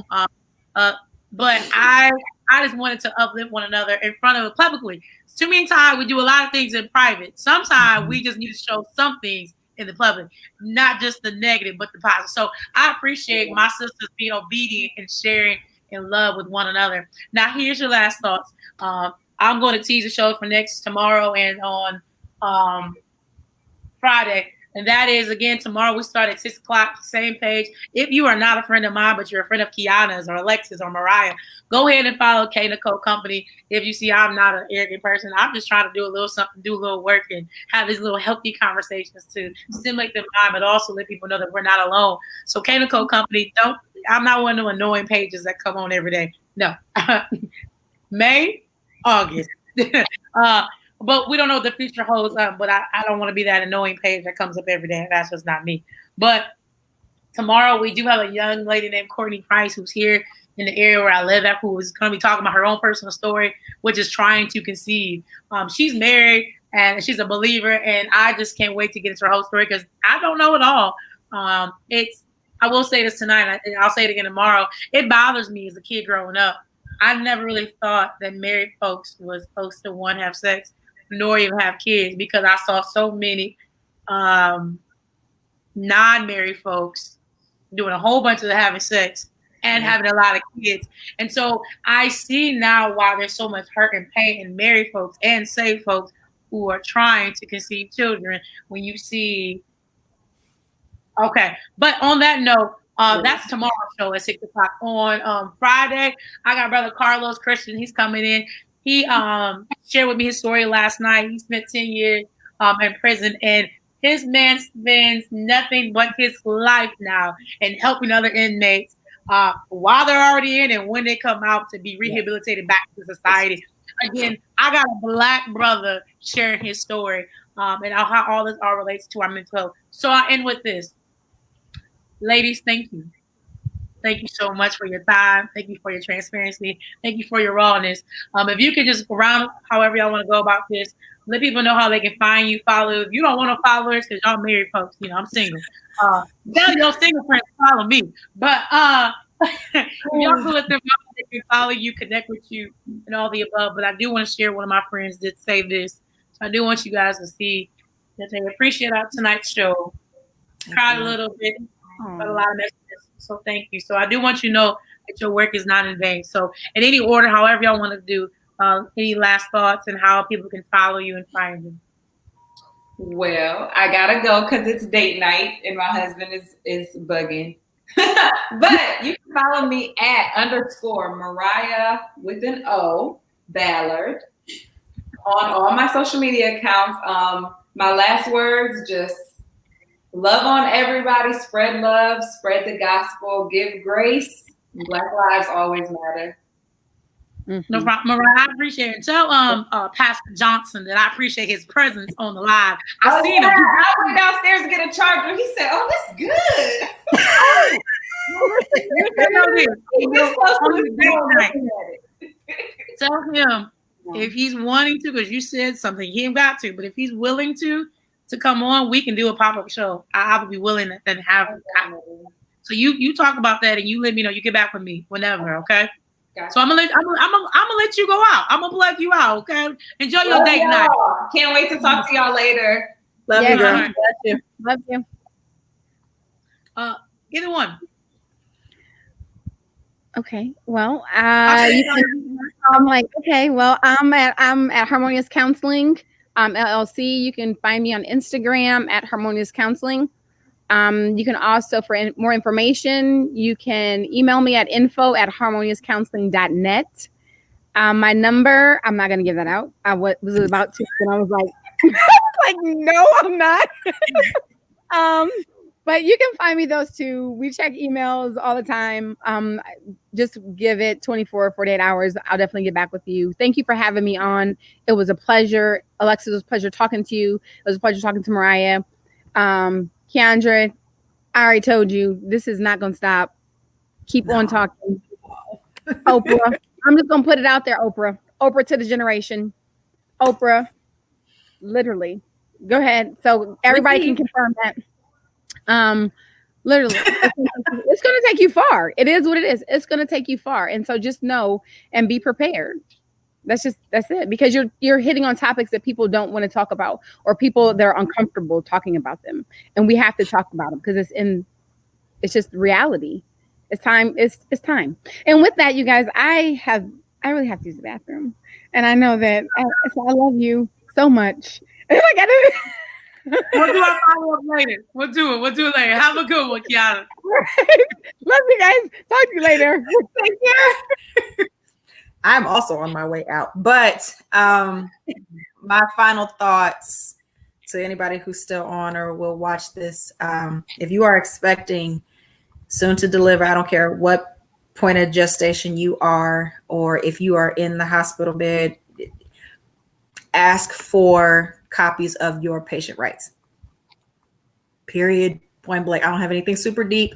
Ask for copies of your patient rights and hospital policies, preferably before you go in for delivery. I guarantee you, if you arm yourself with the knowledge ahead of time, you can come in armed. I don't like saying it like that, but arm yourself with knowledge ahead of time so you know exactly where you're walking into and what you need to be aware of. I'm Alexis Baker. You can find me on Facebook, just first name, last name. My email address is 20inman10@gmail.com. It's still my maiden name. I'll get that changed later. So 20inman10@gmail.com. And I also have to check in with my spouse, Key. Oh yeah. You call me, you text me, you message, whatever. But you're gonna keep doing what you're doing because this needs to be done. Listen, I'm gonna let you pull out like everybody else is, and you let me know about tomorrow night. Sorry, the door just opened out of nowhere. You let me know about tomorrow night if you're able to do it, and we'll send you the link and information. Okay, I'm gonna let you get to help me. I'm gonna end this out by myself. It's all good. Bye. But on that note, I'm going to thank everyone who's chimed in, who was on with the show. I appreciate you all who have been, who watched it, who shared it, who liked it, who've engaged with us. Be with us tomorrow again at 6 o'clock. We don't plan to go these long, but we can help when ministry and when help is going forward. So on that, be blessed and one love.